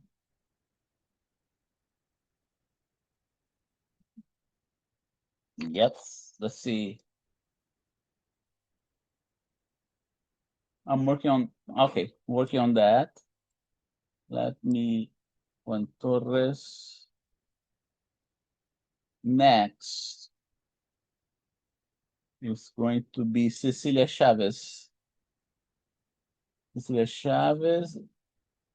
Looks like she left, huh?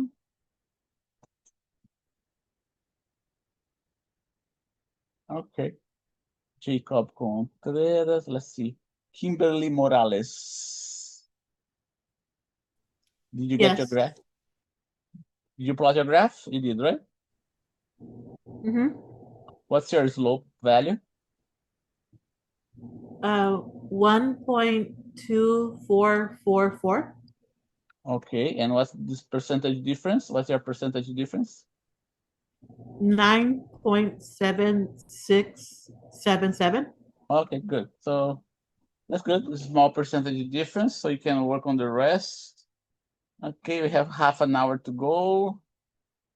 Another half an hour. And any questions that you may have? Do you understand the experiment, how it is? Very important to have a picture of the experiment. Is the Atwood machine. Let's take a look at the internet, what this Atwood machine is all about. The Atwood machine is nothing but two masses hanging from a string and the string passing through a pulley, right? Let's see if it has any practical applications other than verifying Newton's second law, Atwood machine. Let's see. Overview, AI, right? Let's see what AI tells us about the Atwood machine. Atwood machine is a simple physical apparatus consisting of two masses. No, it's not two equal masses. Yeah, it is it's not necessarily equal. Connected by a string over a pulley to steady motion with constant acceleration, right? To have a constant acceleration, the masses cannot be equal. So this AI made a mistake writing here. When the masses are unequal, the heavier mass moves down while the lighter one moves up. And they both accelerate at the same rate. The machine is used in physics education to demonstrate fundamental principles of mechanics, such as Newton's laws of motion. This video explains how to, okay, so how it works. I wonder if there is more than that. It's talking just about physics experiment. I wonder if there is any practical applications of the Atwood machine. Let's take a look at Wikipedia. Wikipedia. Swinging Atwood machine. We go. That's the English. Is a mechanism. This is swing. No, that's not what I want. Here you go. Simple Atwood machine. Here you go. That's the one I want. Atwood machine was invented in 1784. Okay. So the artificial intelligence didn't say that, right? By the English mathematician. It seems so simple, right? But it was an invention. Something like that didn't exist before 1784. And it was invented by this mathematician, George Atwood, as a laboratory experiment to verify the mechanical laws of motion, with constant acceleration. Exactly what we're doing here. So it's a common classroom demonstration, right? To illustrate the principles of classical mechanics. The ideal machine consists of two objects of mass m1 and m2 connected by inextensible, okay? Inextensible. It cannot be extended. massless string over an ideal massless pulley. The pulley must have a negligible mass. Let's see if there is any practical application other than verifying the law of Newton. Yeah, doesn't look like. Looks like it's just for educational purposes. Okay, some of those machines, sometimes they have practical applications in real devices, but doesn't look like this one has. The only application is to verify Newton's second law of motion. At least according to the Wikipedia. So let's close that here. And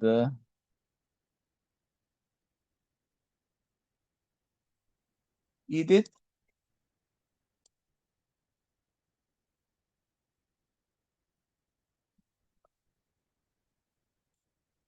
did you get your graph, Edith?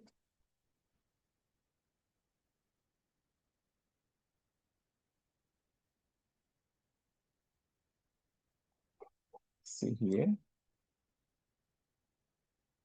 Okay, I presume that Edith's still working on the graph.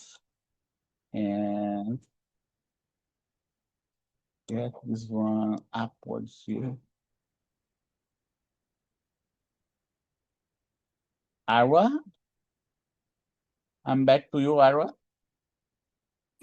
Yes. Did you finish I'm the still graph? doing it. Still doing the graph? Not yet. Okay, need any help there? No. Okay. So let's get the next one.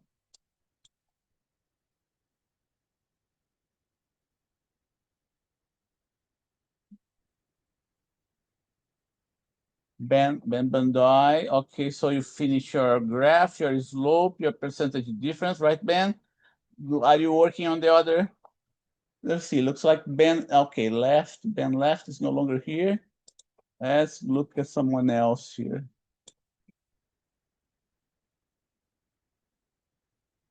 Next one, Gabriela. Gabriela, are you there, Gabriela? No, Gabriela. Oh, no, it's not logged anymore. Carlo Gallardo. Carlo, okay, so you did everything, the graph, you did the slope and the percentage difference. I presume you're working on the other tasks, right, Carlo? Yeah, I'm working on other ones. Okay, do you need any help? Anything that do you No, know as of what right do now, no. everything? Thank you. Okay. So next, Angelica. Angelica Franco. It's still frozen. Okay, I'm sorry, I didn't hear what you said. Did you plot your graph, Oh, sorry, Angelica? I said it's still frozen. Oh, My okay. Excel is still frozen. Okay. Let me write that down here so I don't so I know about your problem there. Okay. So Princess, did you graph? You get your graph? Yes, I did. Yes, I did graph. Okay. What's your slope value? My slope was 0.8671. 8671. Is that the slope or the percentage difference? That's the slope. Oh, really? Yeah. Okay. And what's the percentage difference you're getting? I got I don't know which one. Oh, wait, okay, never mind. No. 23.55. Mm-hmm. Let's see. I'm suspicious of this slope value. Let me see what's the problem here. Princess, group number 7, right? Let me get your Yes. group number 7, right? Okay, so let's see. Yeah. Let me get your spreadsheet. Raw data. Group lab number 5. Group number 7.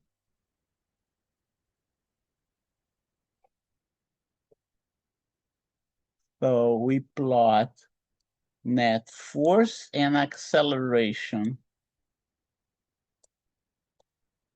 Insert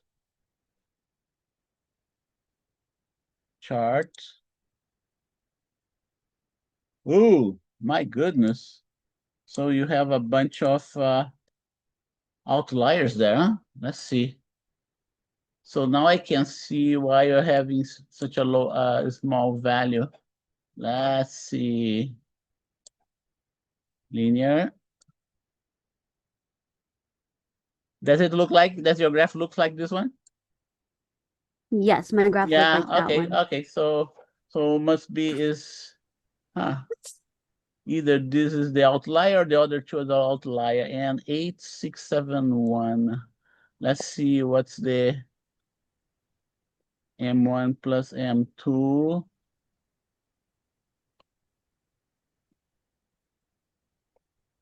M1 plus M2 right in here.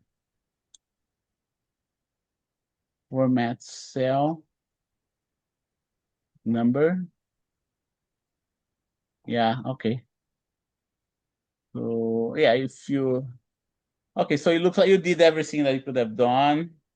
And that's why that's the data. The data is not completely good, right? That's why you're getting such a high percentage difference. If you're doing this experiment in the classroom, just ask you to repeat the experiment, okay? So keep on doing the rest, and let's move to the next student.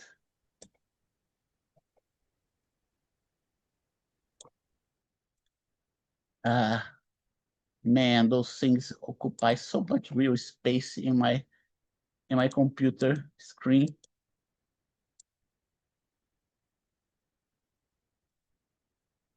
Let's get that here. Good. The next one is Montserrat. Montserrat. Okay, Montserrat left.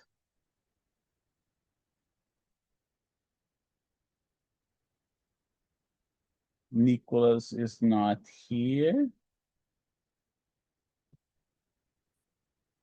Jason. Jason, hello, Jason. So you finished your graph, right? You come up with your percentage difference. Do you need any help, Jason? I'm sorry, can you repeat what you said? My headphone fell out. Yeah. I understand that you finish plotting the graph, right? You've plotted your graph? That's correct. Okay, good. So you also got the percentage difference. And Yes.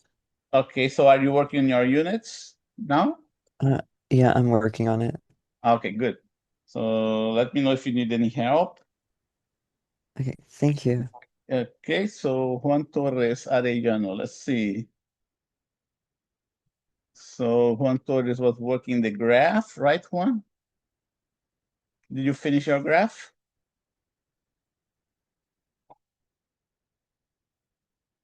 Okay, good. What's the slope value you're getting there?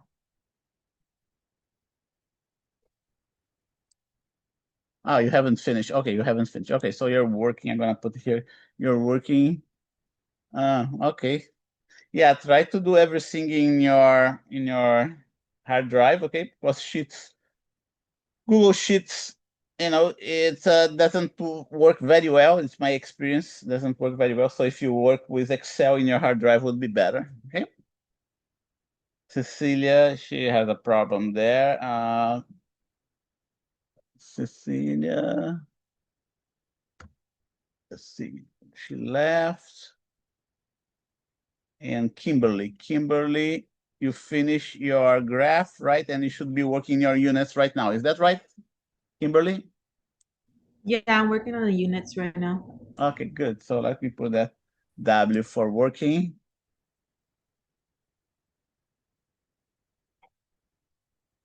$25 more minutes to go.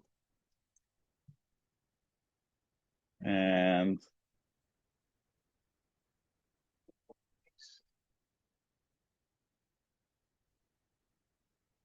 add with machine.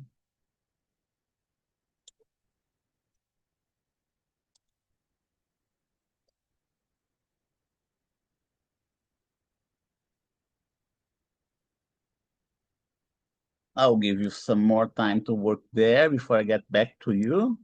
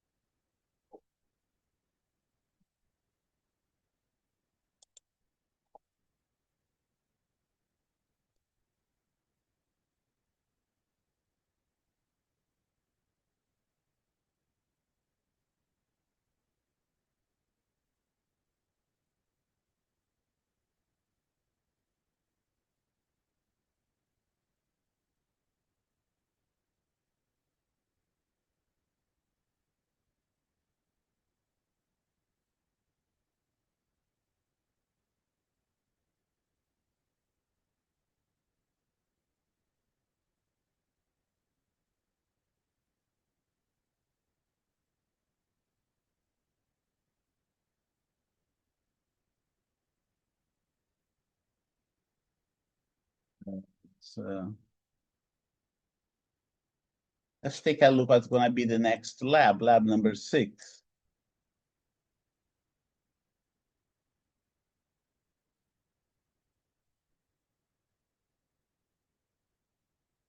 Okay, then lab number 6 is going to be on uniform circular motion. Okay, that's what's going to be next one. And that's an interesting experiment. Okay, and I'll be showing a video that I made. I managed to come up with a video on uniform circular motion to explain this experiment. But let's go back here to our experiment number 5.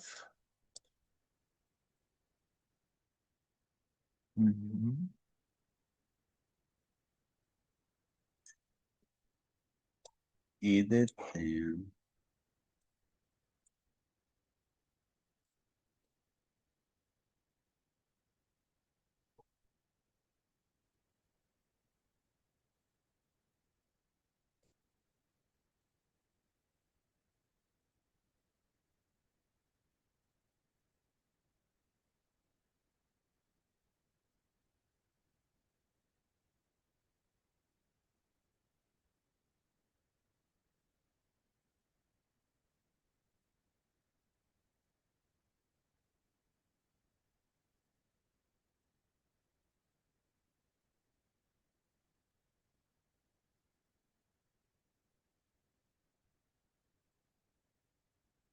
Good.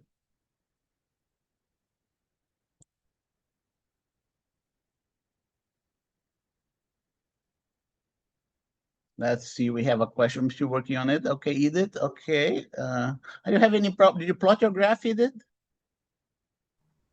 My MacBook just shut down, so I'm trying to get Excel to restart. So, Oh, okay. but I'm still working on it. I'm working on my graph. Okay. And what about you, Arwa? Did you manage to plot your graph? Yeah, I'm still working on it. Okay. Do you have any problems there that's preventing you from plotting the graph? Not really. Oh, okay. And Ben Bandoy, did you finish your units?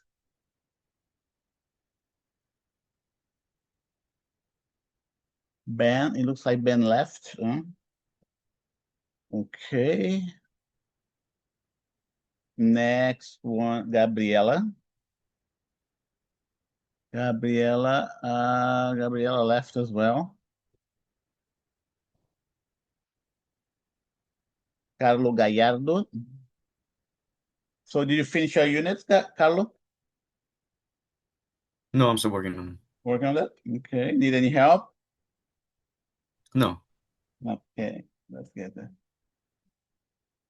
Angelica. Okay, Angelica has her computer's frozen, right? Princess. Princess should be working on her units, right? Did you finish the units? I did finish the units, though I'm not sure if it's right. Uh-huh. Okay, so do you need any help with the unit? Any specific questions that you may have? Mm, for the raw data, table 5.1, is the unit supposed to be the same for T1, T2, T3? Yeah, T1, T2, T3, they're just the time it takes for the fall of the object, right? So they should have the same units. Yeah, so they have exactly the same Okay. units. And then for M2, is the unit supposed to be the same as M1, or is that somewhat of a different unit? No, M1 and M2 are masses, right? The Mhm. the value of mass, the unit of a mass is what? The kilogram, right? Yeah. Okay. So then for M1 and plus M squared, is that supposed to be added together, the unit? Because I just put kg for that one, but I wasn't sure if it's supposed to be kg squared because the quantities for that one is M1 plus M2. Yeah, kg square would be if you had M1 times M2, right? And it would be if you multiply them, you're not multiplying, you're summing them. So the unit of the sum of two masses is still going to be the kilogram, the kg. Oh, okay. So it's still kg for that one. Uh-huh. Okay, got it. We have, and then we have it here too, right? You have the other units here as well. The average of time, the average, here's the acceleration, the, M2 minus M1 and so on, right? Can you do that on your own? Yes. Okay, good. Yeah. So let's see.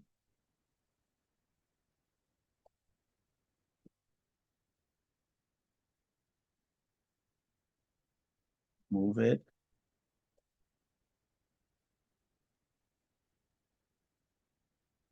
Okay.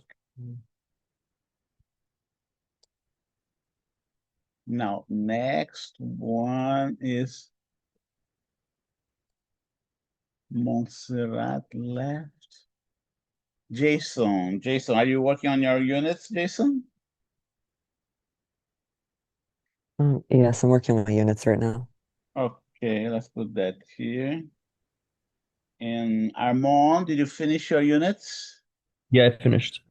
Okay, good. What about the next one? Should be sig figs, right? Yeah, I did that as well. You're working on, you finished that? Yeah. Okay, good. So after the sig figs, you should do the CL table. I did that as well. Oh, you did that, everything? Okay. Do you have any questions? No. No? Okay, so looks like you finished everything, right? And if you want to go, you may go. Otherwise, if you want to help us, the other students too. Let's see, you are with group number, let's see, group number 11. Yeah, so the student that you're working with in this group is Juan, right? So I presume you are working together, right? Yeah. Yeah, try to help him out. Okay, because let's see, Juan, you are having problems plotting the graph there on your side? Let's see if Juan's still here.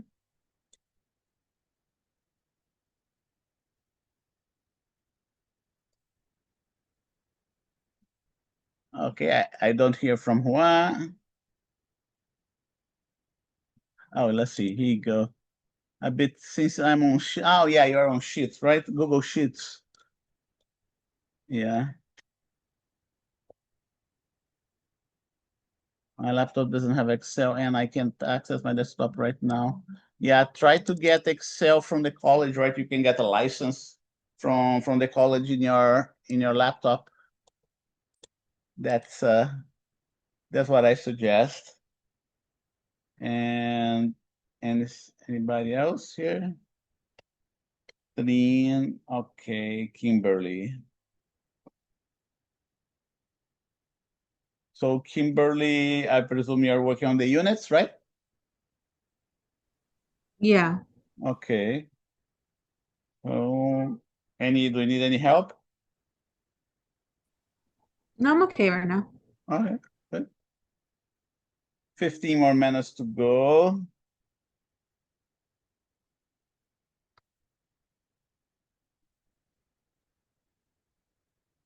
Good.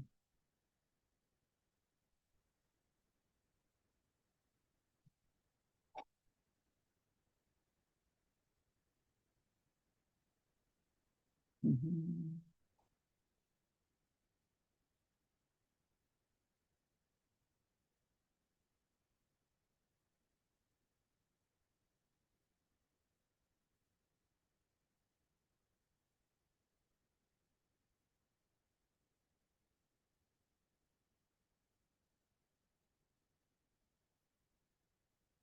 Okay, while you do that, let me stop sharing my screen, okay? And while you're working there, let me see if I can get to upload the spreadsheets that, the spreadsheets, no, the recordings, right?